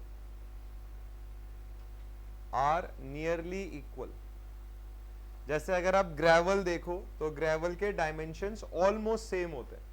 ठीक है, जैसे उसकी length width height almost same होगी. तो हम ये बोलते हैं कि जो कोर्स ग्रेन्ड सॉइल्स होते हैं उनकी शेप बल्की होती है. देखो देखो course grand soils have bulky shape. Coarse grained soils have bulky shape. अब बच्चों बल्की शेप में 4 सब शेप्स होती हैं. सबसे पहली होती है राउंडेड. अब पूरा राउंडेड नहीं, पूरा तो स्फेरिकल नहीं मिलेगा आपको, थोड़ा सा बीच में डिस्टॉर्शन या डिफॉर्मेशन आएगा. तो ये है राउंडेड शेप. फिर आती है सब राउंडेड, मतलब थोड़ा राउंड पार्ट ज्यादा है बट फिर ऐसे डिफॉर्मेशन भी है, बट राउंडेड पार्टिकल का परसेंटेज ज्यादा है. फिर आता है सब एंगुलर. सब एंगुलर, देखो एंगुलर का मतलब है यहां पर डिफॉर्म्ड, टेढ़ा मेढ़ा पार्टिकल. तो थोड़ा सा राउंड होगा बट डिफॉर्मेशन भी ज्यादा होंगी. और फिर आता है एंगुलर, मतलब कंप्लीटली डिफॉर्म्ड पार्टिकल. अब इसमें क्वेश्चन ये बनता है कि इन चारों शेप में से कंस्ट्रक्शन के लिए सबसे अच्छी शेप कौन सी है? एंगुलर. इसका बहुत सिंपल सा आप एक्सप्लेनेशन समझ सकते हो. लेट्स से आपने 2 फुटबॉल रखी, ठीक है, 2 फुटबॉल. अब इनके ऊपर आप 2 फुटबॉल और प्लेस करो, मुश्किल आएगा प्लेस करने में, क्योंकि एक बॉल के ऊपर दूसरा बॉल रखोगे सरफेस बहुत कम होगा, बॉलें खिसक जाएंगी, है ना. ये बचपन में आपने अभी भी कर सकते हो, क्रिकेट बॉल के ऊपर क्रिकेट बॉल रखो, बैलेंस नहीं होगी. अब एक टेढ़ा मेढ़ा पार्टिकल लीजिए, कोई पत्थर वत्थर, उसके ऊपर दूसरा रखिए, तो वो क्या होगा, टिक जाएंगे एक दूसरे के ऊपर. तो इसका रीजन जो टेक्निकल टर्म्स हम बोलेंगे कि एंगुलर पार्टिकल्स में क्या होता है, इंटरलॉकिंग हो जाती है. ठीक है, इंटरलॉकिंग की वजह से पार्टिकल मूव नहीं करते. तो जब फाउंडेशन का लोड लगता है तो पार्टिकल खिसकते नहीं है और इस वजह से स्टेबिलिटी ज्यादा मिलती है. तो हम ये लिखेंगे कि एंगुलर पार्टिकल्स फाउंडेशन वर्क के लिए ज्यादा अच्छे होते हैं ड्यू टू इंटरलॉकिंग. बट बल्कि में लिखिए अभी, देखो दिस शेप हैज फर्दर सब शेप्स, और ये चारों फिगर बनाइए. दिस शेप हैज फर्दर सब shapes and draw these figures.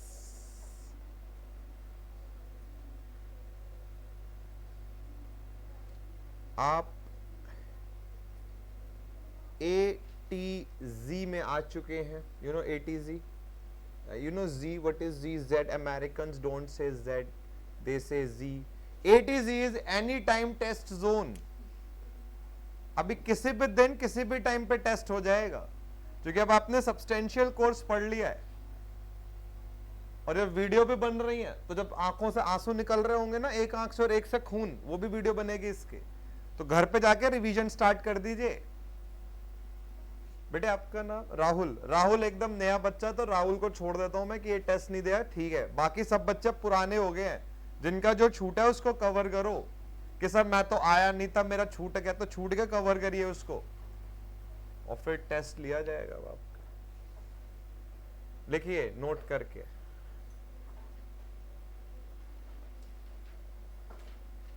लिखो for foundation works,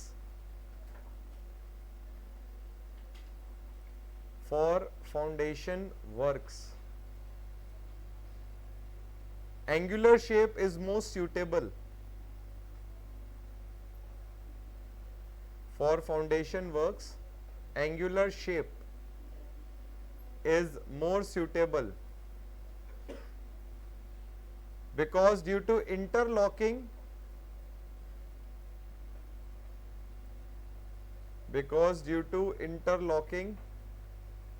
between themselves, आपस में इंटरलॉकिंग हो जाती है, because due to interlocking between themselves, the shear resistance, shear को सहने की एबिलिटी, ना खिसकने की ability, the shear resistance increases, resulting in more stability, resulting in more stability। ठीक है, तो बच्चों बल्की शेप में तीनों डायमेंशन ऑलमोस्ट इक्वल होंगे। कोर्स ग्रेन सॉइल्स की शेप बल्की होती है, बल्की में 4 सब शेप्स हैं, इनमें सबसे ज्यादा स्टेबल शेप एंगुलर है इंटरलॉकिंग की वजह से। सेकंड लिखिए फ्लेकी शेप।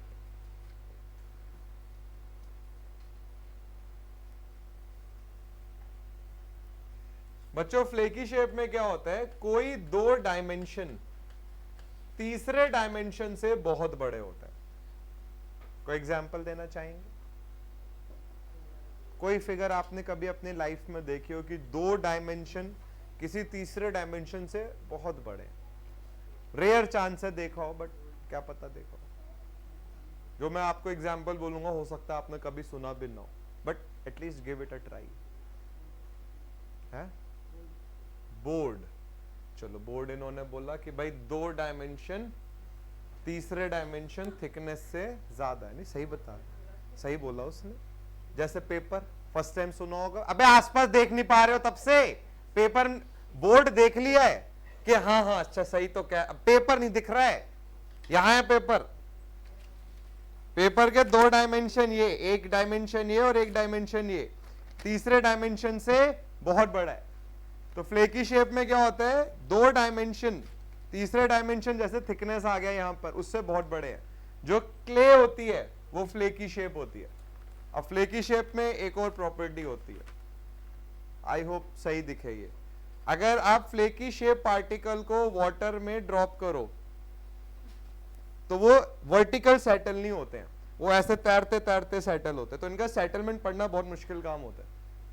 अभी आप पढ़ोगे भी हाइड्रोमीटर, सॉरी आप पढ़ो, मैं एग्जाम्पल दे रहा था, विद्या नीचे गिर गई, सॉरी मैं एग्जाम्पल दे रहा था। वैसे इसका अच्छा पेपर के अलावा कोई और एग्जाम्पल बताओ जो आपने जीवन में कभी नहीं देखा है, फर्स्ट टाइम आज सुनोगे उसका नाम। पत्तियां, लीफ है ना, लीफ भी ऐसे ऐसे ऐसे ऐसे नीचे आती है। लिखो फ्लेकी में, लिखो इन सच शेप। अब आगे का जरा खुद से लिखो, आई वॉन्ट टू सी कितना अच्छे से लिख पा रहे हो। समझा तो दिया ही है, 2 डायमेंशन तीसरे डायमेंशन से बहुत बुरे हैं। फॉर एग्जाम्पल पेपर और लीफ। फिर ऐसे लिखना है कि जब इनका सेडिमेंटेशन होता है तो ये तैरते हुए नीचे आते हैं। स्विमिंग लिखोगे ना, तैरते हुए ऐसे ऐसे जिगजैग आएंगे नीचे। देखे जरा कितना अच्छे शब्दों में आप अपने आप को बयां कर पा रहे हैं। फेसबुक पे तो कर ही लेते हैं कि feeling sad, life is going so hello, like this and like that, तो वहां पे तो अपने आप को एक्सप्रेस कर ही रहे हो। यहां देखें कितना एक्सप्रेस हो रहा। भाई थोड़ा अच्छे से लिखना, अभी पढ़ के सुनाऊंगा भी मैं, आसपास पूरी जनता, रिकॉर्डिंग चल रही है, अमेरिका तक जाती है रिकॉर्डिंग है, 6 बच्चे हमारे अमेरिका में बैठे हैं इस वक्त। लिख लिया? ये भी लिख लिया कि सेडिमेंटेशन जब इनका होता है तो वर्टिकल नहीं होता है वो, जैसा भी आपने देखा पेपर तैरते हुए नीचे जाते हैं, जिग जैग मोशन होता है।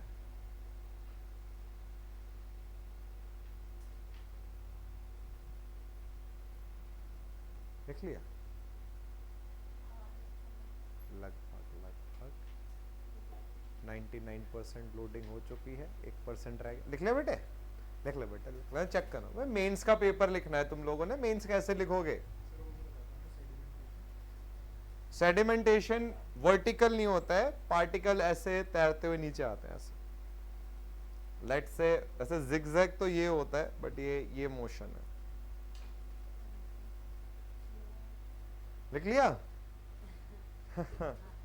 तो दिखा बेटा, चेक करो। मैंने अपने अंडरस्टैंडिंग हाँ तो वो तभी तो देखने की अंडरस्टैंडिंग कितनी चल रही है।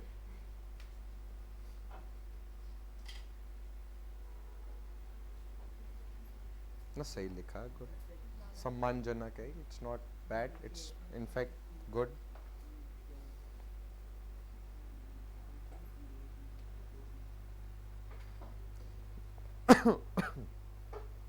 स्लो, वैसे स्लो भी ठीक कह रहे हो, स्लो गलत नहीं है, बहुत धीरे सेटल होते हैं and in zigzag motion rather than vertical, very good. Slow word वैसे सही लिखा है, एकदम सेटल नहीं होते हैं, टाइम लेते हैं। लिख लिया बेटे? कोई बात नहीं, ऐसे ही सीखते हैं, गलतियों से सीखा है इंसान ने।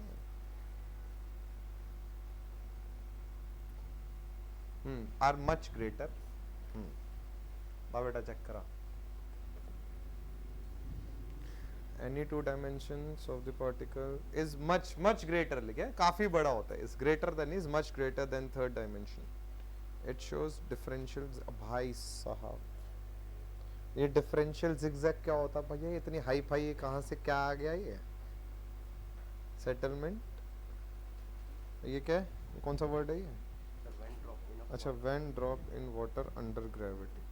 zigzag सेटलमेंट लिखते हैं, डिफरेंशियल तो वर्ड ही पहली बार ही सुना मैंने। दिखा दे बेटे, चेहरे पे अलग ही कॉन्फिडेंस है, सही लिखा है लग रहा। हैंड राइटिंग तुम्हारी बहुत अच्छी है भैया, वेरी गुड। मतलब लड़कों की हैंड राइटिंग अच्छी is a very big deal. In such shape the two dimensions is much greater, much लिखना है, much greater than the other dimension in the sedimentation of such shape is not settled vertically and is always settled in zigzag motion. The process of settlement is slow. Very good, Karan, good. Chakra bete, such shape two dimensions are much greater than the third dimension. देखने में तुम लोग कैसे भी लगते हो, वैसे थोड़े बहुत पढ़े लिखे हो। In such shape two dimensions are much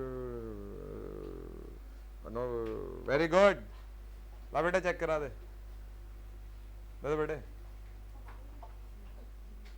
ओ भगवान जी,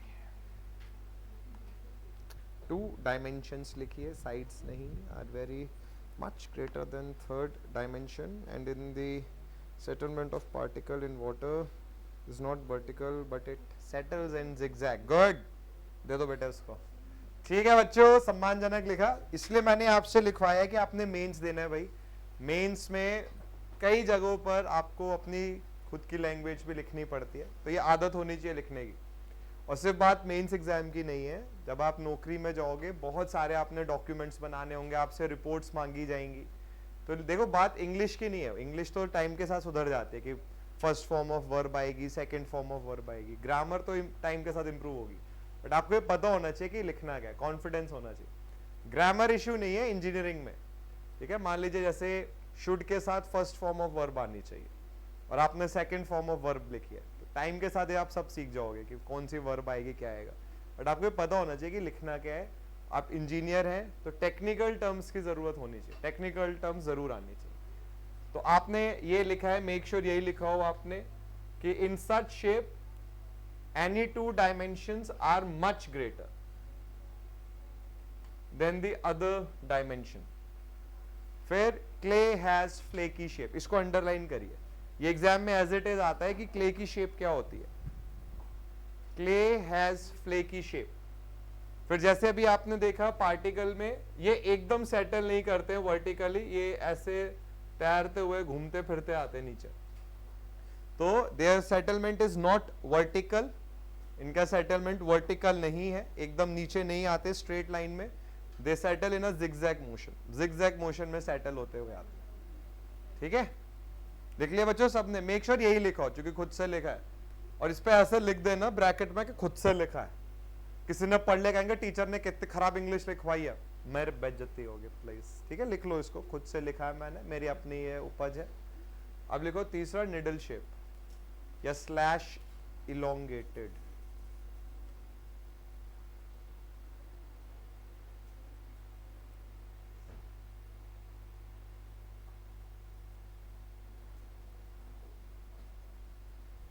जस्ट अपोजिट है ये फ्लेकी का। इसमें कोई एक डायमेंशन बाकी दो डायमेंशन से बहुत बड़ा होता है। जैसे निडल में, निडल अगर आपने देखी है तो निडल में क्या होता है, उसकी लेंथ बहुत बड़ी है और जो बाकी के दो डायमेंशंस हो गए, लेट्स से डायमीटर है बाकी दोनों एक्सिस पे, वो बहुत छोटे हैं। तो जो ऑर्गेनिक सॉइल्स होती हैं उनकी शेप निडल रहती है। तो इसमें लिखिए निडल में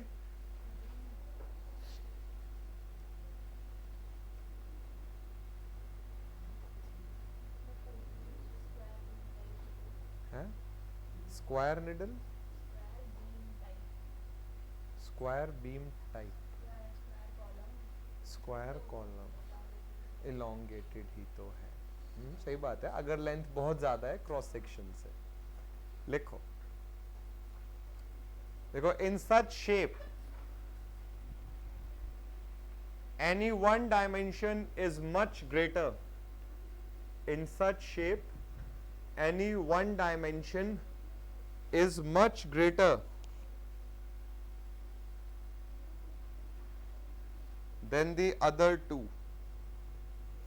Any one dimension is much greater than the other two. देखो, like in needles, जैसे जो निडल है इसीलिए नाम ये निडल आया है। Full stop. देखो, organic soils have needle shape, organic soils have needle shape. ठीक है बच्चों, ये इंडेक्स प्रॉपर्टीज हमने पढ़ने, क्योंकि जो बाकी इंडेक्स प्रॉपर्टीज हैं जैसे वॉइड रेशियो, यूनिट वेट या साइज ऑफ द पार्टिकल, ये सब हम ऑलरेडी पढ़ चुके हैं। ठीक है, अब हेडिंग डालिए determination of water content.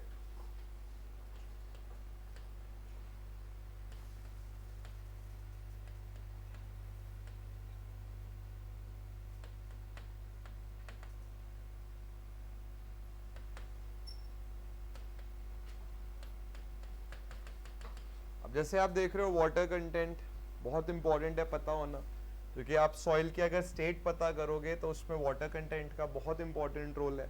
Water content fine grain soils के लिए ज्यादा इंपॉर्टेंट है as compare to coarse grain soils. इसका रीजन भी है एक, आगे जाके क्ले मिनरलोजी में आप पढ़ोगे फाइन ग्रेन सॉइल्स एक नेगेटिव चार्ज कैरी करते हैं। वाटर कौन सा चार्ज कैरी करता है, पॉजिटिव या नेगेटिव? है क्या? गुड, बाइपोलर होता है। Water carries both the charge. तो जो नेगेटिव चार्ज होता है फाइन ग्रेन सॉइल का, वो वाटर के पॉजिटिव चार्ज को खींच लेता है, H पॉजिटिव को। इसीलिए क्ले में वाटर को लेके भयानक एफिनिटी, भयानक लगाव है। बट जो कोर्स ग्रेन सॉइल्स होते हैं ये न्यूट्रल होते हैं, इनमें कोई चार्ज नहीं होता है, तो इनका वाटर को लेके ज्यादा रोल नहीं रहता। अभी आप थ्रू आउट दी सिलेबस देखोगे कि जब भी वाटर कंटेंट की बात आएगी फाइन ग्रेन सॉइल्स का रोल ज्यादा होगा as compare to coarse grain soils. Even हम आगे जाके लिखेंगे भी कि अगर हम क्ले की बात करें तो क्ले का वाटर कंटेंट जो होता है वो 3 से 4 गुना ज्यादा होता है सैंड के वाटर कंटेंट से। देखिए, सैंड का वाटर कंटेंट जो नेचुरल वाटर कंटेंट है 5% के आसपास रहता है, और यही क्ले का नेचुरल वाटर कंटेंट 15 से 20% रहता है। तो बहुत अच्छा क्वेश्चन होता है कि क्ले में वाटर कंटेंट ज्यादा क्यों है? As compare to sand. तो हम बोलते हैं कि क्ले में नेगेटिव चार्ज होता है, ये भी आप सीखोगे क्ले मिनरोलॉजी में और ये नेगेटिव चार्ज वाटर के पॉजिटिव चार्ज को अपनी तरफ खींच लेता है। इस वजह से क्ले का जो वाटर कंटेंट है वो ज्यादा है, क्योंकि क्ले वाटर को इलेक्ट्रिकली होल्ड करके रखता है। तो वाटर कंटेंट एक बहुत इंपॉर्टेंट प्रॉपर्टी होती है सॉइल की, स्पेशली फाइन ग्रेन। तो डिटर्मिनेशन ऑफ वाटर कंटेंट काफी इंपॉर्टेंट है। आप 4 मेथड से आप वाटर कंटेंट फाइंड आउट कर सकते हो। पहला है ओवन ड्राइंग मेथड। जो इंडियन स्टैंडर्ड्स हैं वो इस मेथड को रिकमेंड करते हैं। मतलब आपने अगर बेस्ट कैलकुलेशन करनी है तो आपको ओवन ड्राइंग मेथड से वाटर कंटेंट निकालना है। ये इंडियन स्टैंडर्ड का रिकमेंडेड मेथड है और सबसे एक्यूरेट मेथड है वाटर कंटेंट निकालने का। एग्जाम पॉइंट ऑफ व्यू से इंपॉर्टेंट है, कुछ डेटा इसमें आता है कि कितने टेम्परेचर पे हीट करते हैं, कैलकुलेशन इसकी इंपॉर्टेंट है। दूसरा मेथड होता है बाय पिक्नोमीटर। पिक्नोमीटर एक ग्लास बॉटल है, उसको बोलते हैं। पिक्नोमीटर की मदद से भी आप वाटर कंटेंट निकाल सकते हो। ओवन ड्राइंग मेथड का एक छोटा सा नुकसान ये है कि 24 घंटे लगते हैं वाटर कंटेंट निकालने में, थोड़ा टाइम टेकिंग है 24 घंटे। अगर आपको एकदम आंसर चाहिए, एकदम वाटर कंटेंट निकालना है, तो आप पिक्नोमीटर को यूज कर सकते हो। बट पिक्नो मेथड यूज करने के लिए, पिक्नोमीटर मेथड यूज करने के लिए जिस सॉइल का आप वाटर कंटेंट निकाल रहे हो उसकी स्पेसिफिक ग्रेविटी पता होनी चाहिए। क्यों पता होनी चाहिए ये भी हम समझेंगे। तीसरा मेथड होता है sand bath method. Sand bath बिल्कुल सेम है ओवन ड्राइंग की तरह। ओवन ड्राइंग में आप सैंपल को गर्म करते हो ओवन में, और सैंड बाथ में आप गर्म करते हो एक चूल्हे में। सैंड बाथ इज लाइक चूल्हा, आप चूल्हे में सैंपल को रख के गर्म कर रहे हो। ओवन में आप सैंपल को गर्म करते हो ओवन में रख के, इलेक्ट्रिसिटी ऑन करके। और सैंड बाथ में आप कैरोसिन को जलाते हो, जब कैरोसिन बर्न होता है इसके ऊपर आप चूल्हा रखते हो और उसमें सैंपल रखा। तो जैसे मान लीजिए आप पहाड़ों में बहुत अंदर है, लेबोरेटरी नहीं है आपके पास, बट आपको एक इनिशियल डेटा चाहिए कि भाई एक रफी आइडिया हो जाए कि वाटर कंटेंट कितना है। तो आप क्या करते हो, आप सैंड बाथ मेथड की हेल्प से वाटर कंटेंट निकाल लेते हो कि हाँ भाई वाटर कंटेंट इतना आएगा। लेट्स से 20% आया तो प्लस माइनस मान लीजिए 5-6% है, बट एक रफ डेटा मिलता है। तो सैंड बाथ बिल्कुल भी एक्यूरेट नहीं है, बट सैंड बाथ आपको एक आइडिया दे देगा कि वाटर कंटेंट की रेंज क्या है। और फिर नेक्स्ट मेथड आता है rapid moisture method. Rapid moisture method quick होता है बट कॉस्टली होता है। कंट्री में हमारी थोड़ा कम यूज होता है। लिखिए, मेन हेडिंग है डिटर्मिनेशन ऑफ वाटर कंटेंट। इसमें लिखिए फॉलोइंग मेथड्स आर यूज्ड। अब जैसे मैं डायरेक्टली 1 2 3 4 बोल सकता हूं, बट नहीं, ये हमारे टीचर्स का एक वो है, रूल है कि हमें ऐसे फॉलोइंग लिखवाना है। अगर मैंने ऐसे फॉलोइंग नहीं लिखवाया तो इस बार टेक्स्ट बढ़ जाएगा मेरा। सीक्रेट एसोसिएशन है हम टीचर्स की, इल्यूमिनाटी की तरह। सुना होगा भाई इल्यूमिनाटी, तो पिक्चर देखते होगे। बिल्कुल जाहिल लोगों कसम से, क्या फायदा है तुम लोग, मतलब क्यों हो तुम यहाँ पे पृथ्वी पर। पढ़ाई तो तुमने करी नहीं, वो तो मुझे दिख ही रहा है। स्पोर्ट्स में कोई एक्टिव है, एक्टिव का मतलब ये नहीं कि सर क्रिकेट में अंपायर बनता हूं मैं हमेशा, ये नहीं। खेला हो तमीज से। अब ये भी नहीं कि नेशनल लेवल पर खेलो, बट एक्टिव हो। Oh my god, which sport? Chess, ludo, wall, मजाक कर रहा हूं मैं। स्पोर्ट और गेम में क्या फर्क होता है? Sport is an outdoor activity. जैसे एक बार एक बच्चा ने मुझे बोला कि सर मैं बहुत एक्टिव रहता हूँ स्पोर्ट्स में। कौन से स्पोर्ट में? कि चेस में। मैं कहा हाँ, बहुत फिजिकल एक्टिविटी है चेस में। मैं कहा पूरे ऐसे शूज वूज पहन के, टायर पहन के चेस खेल रहा है। Volleyball, good. वॉली बनाती, वॉली मतलब वॉलीबॉल में किस, कहाँ पे? नेट पे, पीछे, कहाँ, किधर? सेंटर। ओके, और सेंटर ही बोला बेटे, सेटर। अच्छा, जो वॉली बना, तो वही तो बोला था। अरे हद है, पहले वही बोला था कि वॉली बनाते हो। हाँ, और कौन है भाई? अंकित, कौन सा स्पोर्ट खेल रहे हो आजकल? ये भी वॉलीबॉल है। और पीयूष भैया, क्रिकेट इंडिया में सब खेल रहे हैं। हमारे यहाँ पे सिटीजनशिप इसी बात पे मिल रही है कि क्रिकेट कौन खेल रहा है। क्रिकेट में क्या है? ऑलराउंडर। तो जो ऑलराउंडर है वो मतलब वो तो बस ऑलराउंडर ही है। मतलब हार्दिक पांड्या को आप घबराना शुरू कर देना चाहिए। तुम क्या खेल रहे हो? Table tennis. बैडमिंटन कोई नहीं खेल रहा है यहाँ पे।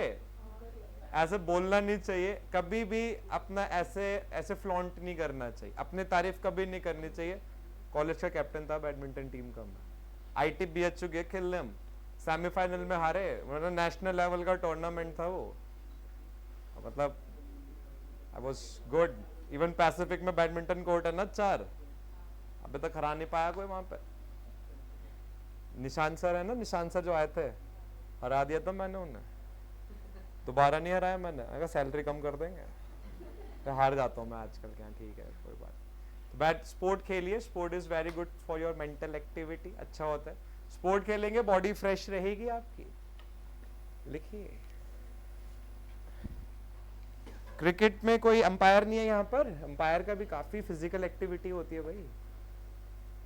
टेनिस नहीं खेलते तुम लोग कोई? Tennis is an expensive sport, महंगा रहता है। फुटबॉल, अबे उत्तराखंड में रह के फुटबॉल नहीं खेल रहा है कोई? तुम पहाड़ी हो नहीं हो? I doubt. क्या खेल रहे हो? Basketball, okay. फुटबॉल कोई नहीं है यहाँ पर? अरे उत्तराखंड में तो फुटबॉल क्रिकेट से ज्यादा चलता है। चलो कोई बात नहीं, अब क्या कर सकते। लिखिए following are the methods to determine water content, और ये 4 मेथड लिखे, फिर इनको इंडिविजुअली लिखेंगे। ये तुम ऐसे एक्सप्रेशन देते हो मैं घबरा जाता हूँ कि कुछ गलत तो नहीं बता दिया मैंने। हाँ अब बताऊंगा मैं कल भूल गया था, बिल्कुल तुमने सही टाइम पे याद दिलाया। हाँ नहीं अभी बताता हूँ मैं, अभी रिकॉर्डिंग ऑफ, क्योंकि नेशनल सिक्योरिटी का मैटर है, it can not be discussed on like video conferencing.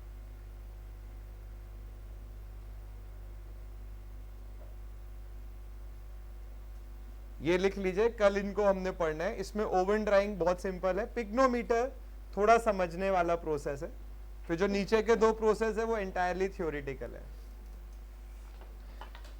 कल इसको पढ़ेंगे हम, वाटर स्पेसिफिक ग्रेविटी का डिटर्मिनेशन पढ़ेंगे, और फिर बल्क यूनिट वेट निकालना सीखेंगे, जिसमें 3 मेथड आते हैं, core cutter, sand replacement and water displacement.